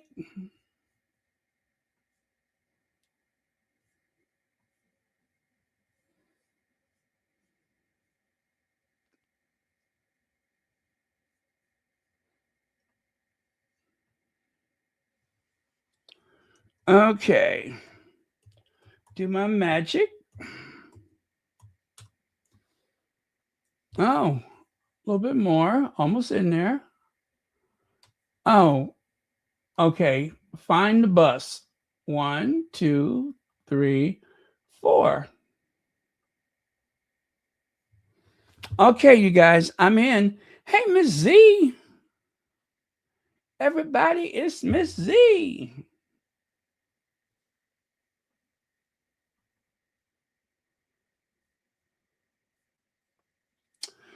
Okay, here goes. It sound it sounded like a brilliant news story. The Prince of Wales announcing plans to sell off 20% of the Duchy of Cornwall land to build homes, saying he will invest 500 million pounds in tackling the housing and nature crisis befalling his kingdom. Well, it's not his kingdom yet, it's his father's kingdom. But I get what they're saying. Okay. Let me see. Ostensibly, worthy cause for future monarch, especially as he promises to pump 160 million pounds into housing solutions and affordable homes. His hobby horse is, of course, homelessness. His interests inherited from his mother, Diana, just as the importance of early years is a child's life is a passion of his wife, Katharina. Remember, that wasn't Catherine that went to Italy, it was Katerina. Anyway, Katerina. How how can we possibly challenge their good intentions given those two initiatives go hand in hand? You cannot bring up children well and safety. Well and safely if you are not secure in your own home. So the prince's announcement comes as we also learn that he and Kate are paying some £300,000 rent a year for their forever home in Windsor Great Park, Forest Lodge. Wow, why did it take so long for them to invent that number? The couple still occasionally reside at Kensington Palace in London and Anmore Hall on the Sandringham estate. In Norfolk at the wedding gift from their late grandmother. And the majority of Prince William's private income comes from the 20 million pounds a year he receives from his private estate, the Duchy of Cornwall property empire. Indeed, the Welleses could not be further from being precarious tenants who are subject to the whim of a property owner, nor will they ever experience the trial and tribulations of the housing market. You could say that again. They will never know what it means to be short on your rent, ever. Now, let's get to the meat of it, shall we? Let's see. Leg says, oh, there we go. Question: is this land acquired through a proper channel or stolen from people without wheels? Or is he selling the dilapidated homes that he is a slumlord for? Thank you for the super chat. I say slumlord. Yeah, when they said land, I don't know if that includes buildings or not. That's kind of hard to say. Also, I would be really surprised, or I am really surprised, that they're selling land in the first place because, after all, they like to keep those estates intact. They like to keep it all intact, and I thought they weren't supposed to be selling off pieces of it. Or have I been watching too much Downton Abbey? That's what I thought. But maybe I've been watching too much Downton Abbey. I don't know. But it sounds a little fishy to me. It sounds a little fishy. I mean, how far are they willing to go? That's the question. How far are they willing to go? Or is this just a bunch of smoke and mirror? I mean, look at how long it took for them to say that they're paying £300,000 a year rent for the Forest Lodge. They could have said that a year ago. But nope, they wait until now to get their lies straight to tell us what they may or may not be paying. I don't like it. I think it sounds a bit made up.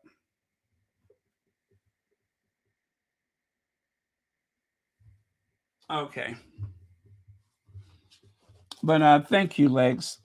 As always, thank you very much for your comment.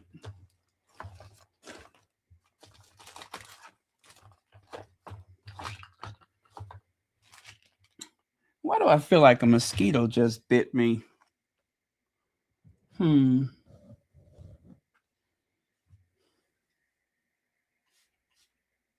It was okay. I'll put some of that on there. Maybe that'll take some of the sting out of it or the itch out of it.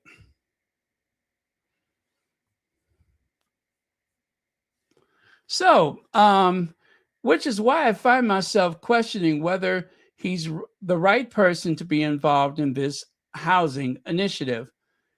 Would such a privileged individual ever be able to truly understand the difficulties he wants to help others overcome, presenting himself as a housing savior to those in the duchy? Unless you have been able to buy a house, been evicted, or forced to rent, you cannot possibly begin to comprehend how housing, or indeed the lack of it, affects every moment of your life. I lost my home in 2018 and had to rent from a private landlady. And I can assure you that in the depths of my housing crisis, I woke up each morning terrified. You creep around your temporary abode, afraid to nail a picture on the wall or change appliances. I was forced to draw my curtains and sit in the darkness as the landlady would peer in my windows. Small repairs were never done, such as mending a gutter or water, or so water would not pour into my bathroom. Oh my goodness. Now this is who wrote this article? Liz Jones. Oh, and how about installing central heating? Only when I was finally able to move out from my rented accommodation was my rented accommodations was the place redecorated. You can be seen as less than human as a renter and a financial liability as a non-property owner. It is a precarious way to live. And come on, we can a prince possibly know what that's like? So, okay.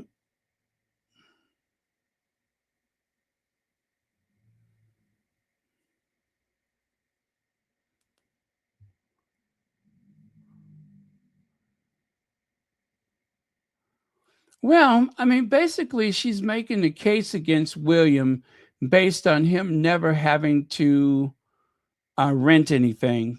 And she closes by saying, William, concerned face does not emit empathy, but until you have walked the walk, please don't talk the talk.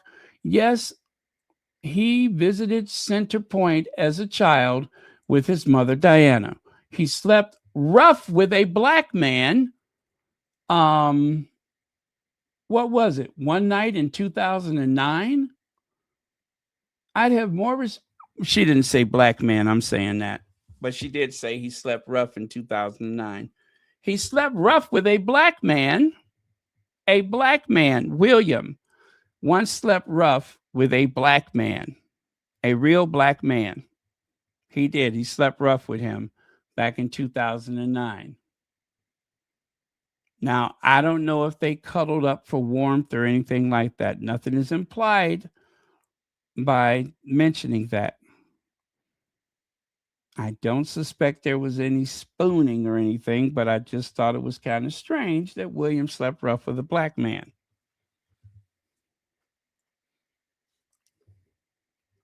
In 2009, also known as the best night of his life in 2010. I'm just kidding, you guys. I don't know. He did sleep rough with a black man. And he's very proud to say that because remember, we are very much not a racist family, he said, in the oddest way you could say it. They're not racist, they just look that way. Kate cites Bob the Builder on visit to Italian Green Project. Yes, much to everyone's dismay, the only words that Kate actually said aloud, the only pearls of wisdom, was that William once slept rough with a black man. No, I'm just kidding. She didn't say that. She spoke about Bob the Builder, who has not slept rough with a black man. At least I don't think so. Black man, where did you come from? Black man, black man.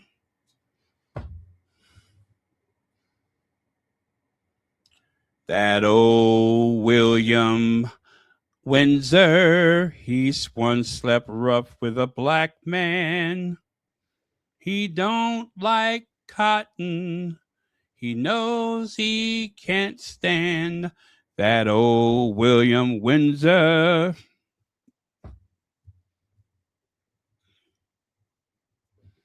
He wants to help the homeless, but he is a slumlord. And by the way, he gets bored, which means, of course, he's going to move on. But for now, he wants to save the world, one complex at a time.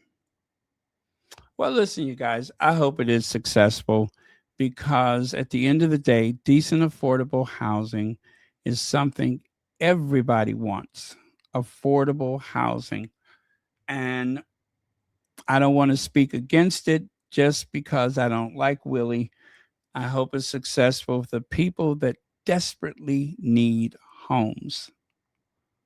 Now, is it impressive that he's doing this? I kind of feel like it's something that Charles probably started when he was the Duke of Cornwall, and that William is just really hitching his wagon to something that was already planned. That's what I think. It's not like for him to come up with an initiative of his own. And certainly it's not his money. It's money that belongs to the people of Cornwall, who has been paying those exorbitant taxes for years with very little to show for it in terms of services and such. Anyway,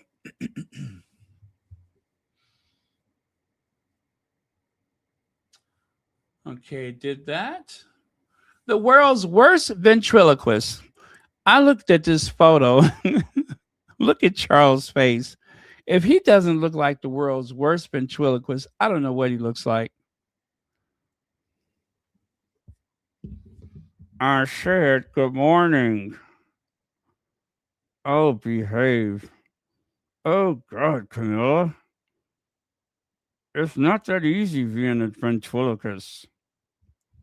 And of course, looking at Charles, the truth is you don't really see much is going on with his face. He always looks like he's talking out the side of his mouth, don't he? This is just another occasion while Charles is talking out the side of his mouth. No, um, yeah, he always looks like that. He always looks like he's got his hand up somebody else's hindquarters.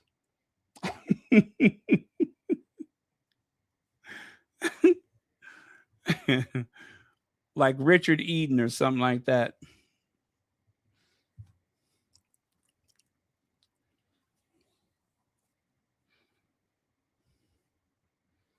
Princess Kate is a real reason Harry and Meghan will never return to the UK. Here's why. Well, anyway, every 2 months, a royal clown claims that Harry and Meghan are irrelevant and that there's no need to talk about them every 2 months since 2019, and still y'all can't stop talking about them every 2 months. There's something about the Sussexes coming back to the UK.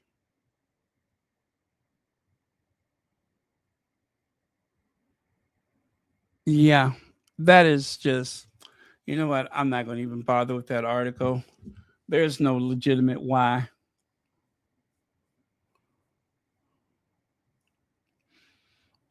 Ooh, but look at Kate. Look at how warm and friendly the Duchess of Cornwall. Yeah, Kate is the Duchess of Cornwall. Look at how warm and friendly she looked, like she's got a shank up her sleeve, right? So friendly, so dishonestly friendly, so mean spirited looking.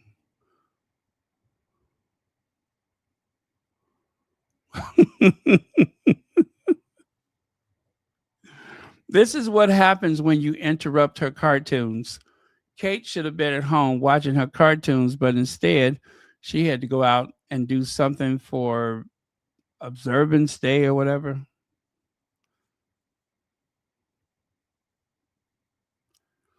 And of course, she chose the lilac color. No, I'm just kidding. She's not wearing lilac. Okay, let's move on. And can somebody answer me a question? Why is it the back of her hands are facing forward? Is this supposed to be like that? I mean, put your hands to your side. That's what I'm doing now.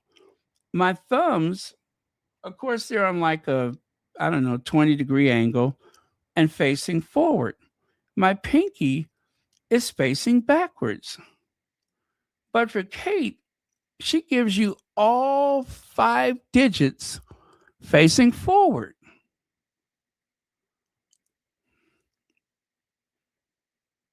I'm trying to do that right now, and it just feels weird. I feel like you shouldn't be looking squarely at the back of my hands.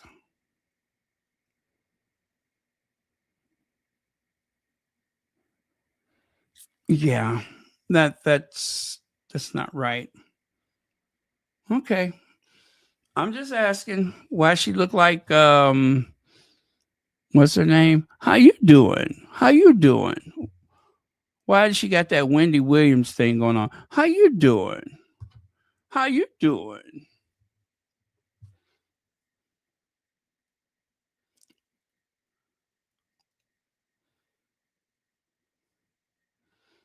Yeah, but both hands?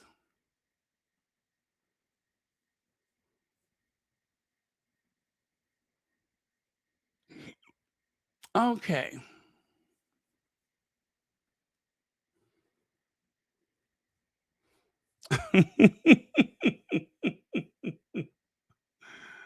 All right.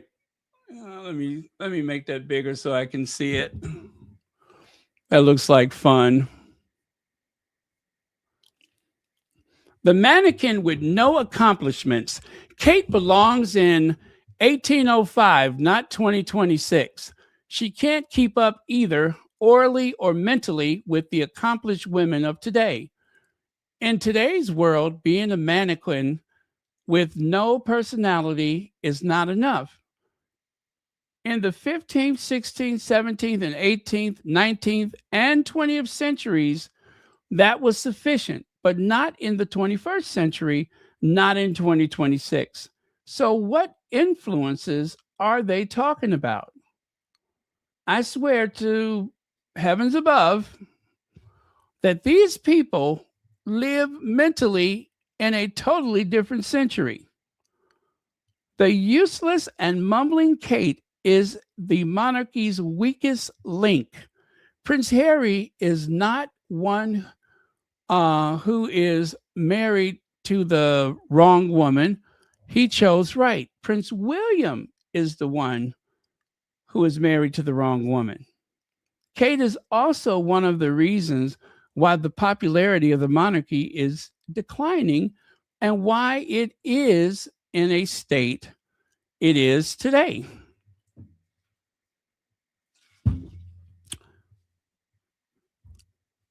She further damaged the monarchy with the false claim that Meghan made her cry. That lie is the reason why Harry and Meghan left, why the Oprah interview happened, and why Spare was written.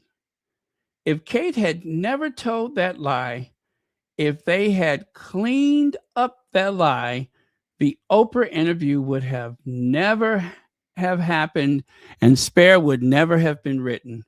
Meghan, who was pregnant at the time, received death threats and was bullied and attacked in the media and on social media because of all that she experienced. Self harm thoughts, when asked them, include Kate to clarify the lie for help. They told her no. The reputation of Kate, the future queen, is more important than her health and the health of the baby that was growing inside her at that time, which, of course, that was Prince Archie. Yeah. Well, as we all know, the monarchy comes first. The crown comes first. All of that comes first.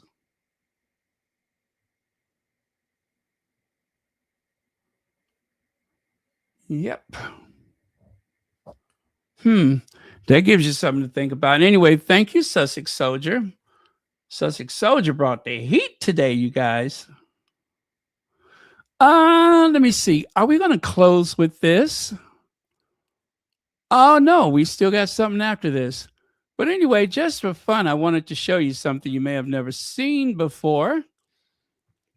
Sophia Loren, George Papard, and Angie Dickinson. Could you imagine if that was Crystal, Blake? I'm sorry, if that was Alexis, Blake, and Crystal Carrington?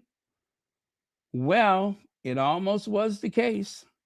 The first season, George Papard acted like a clown and got on everybody's nerves at the filming of the pilot. So they told him to leave and never come back. And they replaced him with John Forsythe. And as for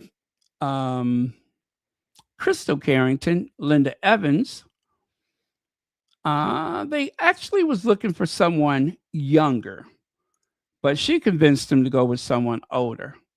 But they had also considered someone who I think is probably about the same age, Angie Dickinson, which you can see in the blue dress there. But the part went to Linda Evans because of the natural chemistry that she had with John Forsythe. And then as for Sophia Loren was asked to play Alexis Carrington on the Dynasty, but she turned it down because more than one episode she wasn't interested. The contract said 6 episodes, right? With the option to keep you for 3 years. So Joan Collins was like, yeah, I'll do it. Now, for years, Joan Collins was known as the poor man's Liz Taylor for obvious reasons. You know, dark hair, kind of mysterious looks and everything. So she took the part. And of course, her appearance didn't happen until the second season. And of course, the rest is Dynasty history. But yes, if things had gone differently, there would have been no John Forsythe. There would have been George Papard. There would have been no Joan Collins. There would have been Sophia Loren. And also, absolutely no Crystal, the Sterling Crystal. It would have been Angie Dickinson. So, just a little information for those of you who have been fans of Dynasty like myself. And by the way, they had to reshoot everything that George Papard was in. Everything. He was talking crazy. He seemed angry and bitter. And so they told him he had to go. Anyway, I couldn't imagine anybody but John Forsythe playing the character Blake Carrington. Now, there's another alternative view.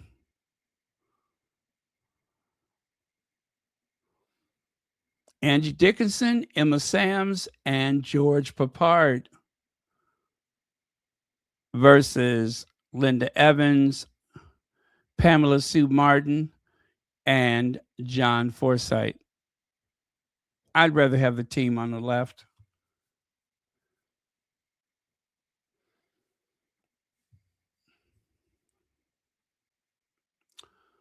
Prince William flies private to a climate summit while ordinary people are told paper straws will save the world. I repeat, Prince William flies private while the rest of us are told to use a paper straw. He flies private to go to a um, conference for climate change. William does that. I'm just saying. I'm just saying. Prince William occasionally dons disguises as he hits the pub with mates. Now, you all know that Princess Diana used to dress up to go out to the clubs. On a dare, she went dressed as a very tall, very beautiful young man, and nobody noticed the difference. They thought that she was some new guy in town, according to Elton John. Princess Diana wanted to go to the clubs without all that attention, so she dressed as a boy. There are no photos of that, but I would have loved to have seen that. Anyway, it turns out that Willie goes out in a disguise. So I got to thinking about disguises for William, and I went into my archives. Maybe he'll go disguised as a garbage collector, huh?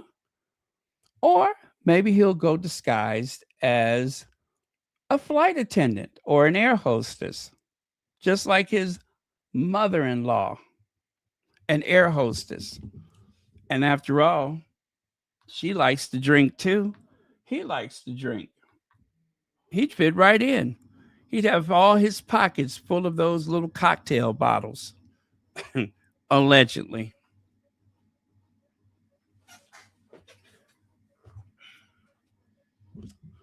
Or how about this? What if he went disguised as a construction worker or a sewer worker or a dishwasher or a home delivery, food delivery person like Uber Eats or what's the other one that I used before?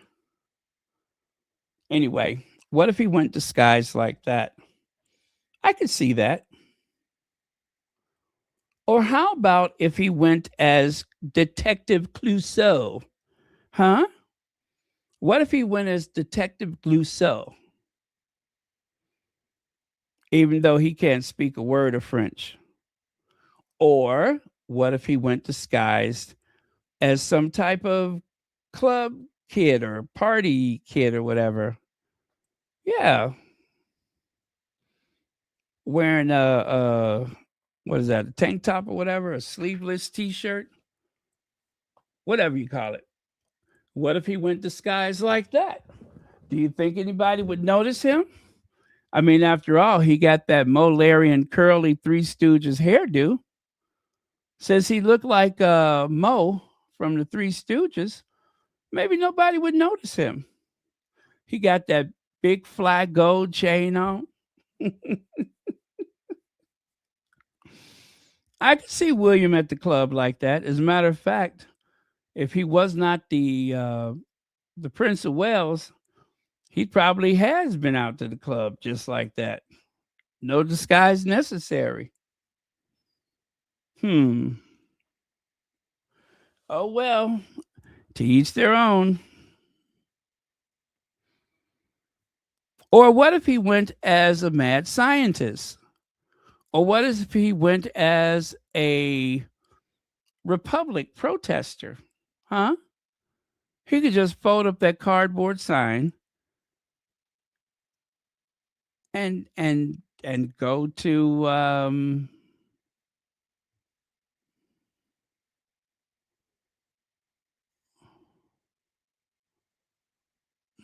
Okay. Or how about this? He can go as someone who's transitioning, or someone who's transitioning in the sun, or maybe a geisha, or maybe the passenger of a tuk tuk. Yeah, he can wear one of his outfits that he wore in Pakistan years ago. I'm sure he still has it. He can wear that to the club. More? Well, I got more. How about if he went as one of the soldiers?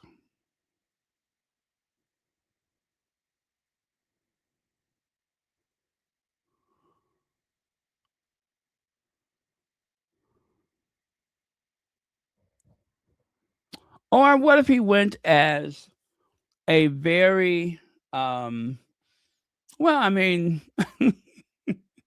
nobody would expect to see all that hair, that rug on his head. Now that would throw people off. That would throw people off. Or what if he went as, I don't know what you would call them, like one of the brats, huh? What if he went looking like Rick James? Or what if he went looking like Betty Davis in what was that movie? Whatever Happened to Baby Jane? Or what about those little short pigtails? Or what if he went looking like Don King? That's it. He could go to the club with his hair all brushed up like Don King.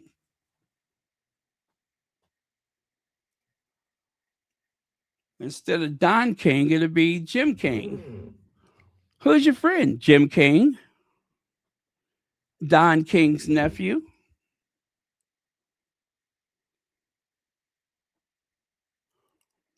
See, I'm trying to help him out, you guys. I'm trying to help him blend in.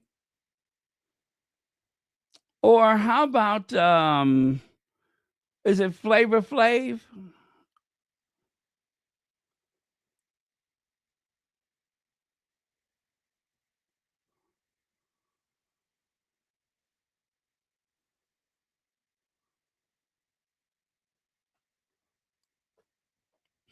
Okay.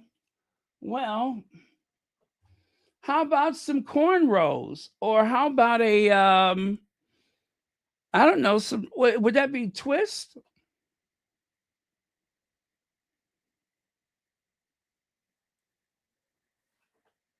I'm trying to help this man get into the club. You see, if he can go to the club, maybe he'll stop being so mean, y'all. I'm trying to help. Or how about if he went as Goldilocks? Or if he wore like an emo looking outfit.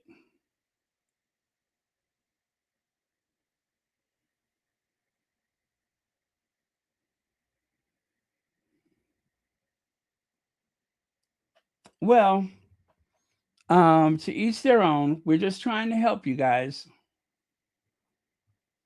Or what about if he went as Chairman Mao? Or if he went as the Oyster Man? Or a musician? Yeah, if he went as a musician. He'd look perfect over on what is that place in London where they have all those locks? Oh gosh, what is the name of that neighborhood where they have all that shopping? And they have all that colorful stuff and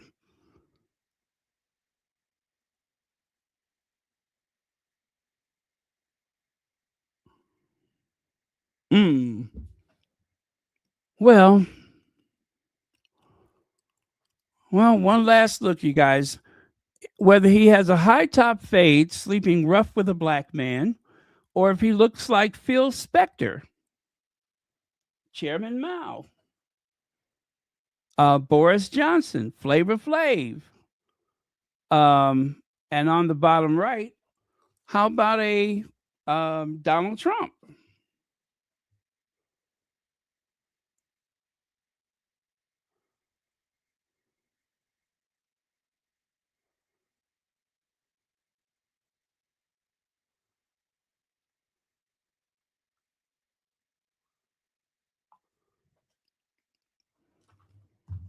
Oxford Street?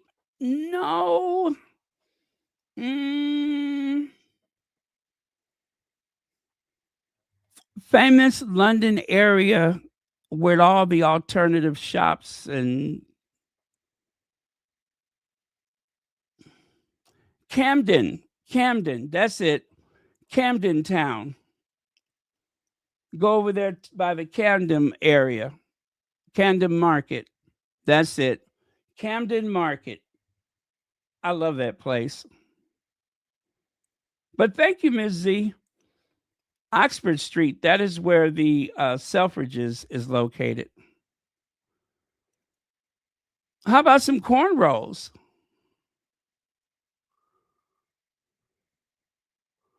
Now, see, he could walk into any nightclub and nobody will know who that is.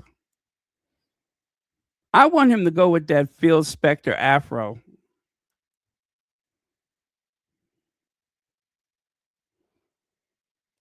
Or how about a model, a couture model? Or how about those afro puffs? Huh? I think William could bring back afro puffs. Now, that would be totally unexpected. Or what if he just go as the Duke of Kent? He don't even have to do anything, just show up. Just go as the Duke of Kent.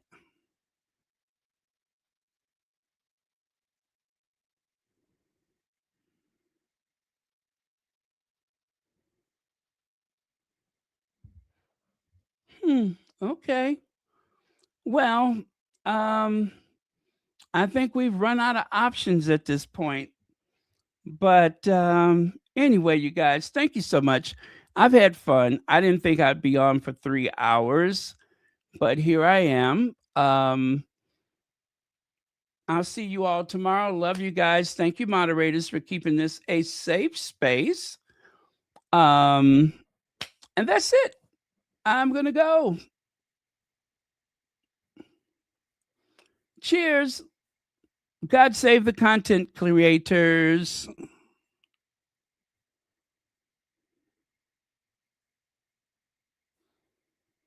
Gosh, I can't believe I've been on so long.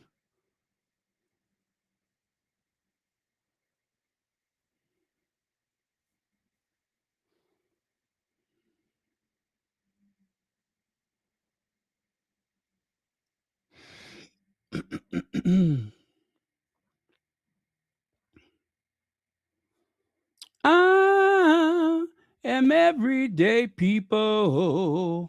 Yeah, yeah. Different strokes for different folks. And so on and so on and dooby dooby dooey.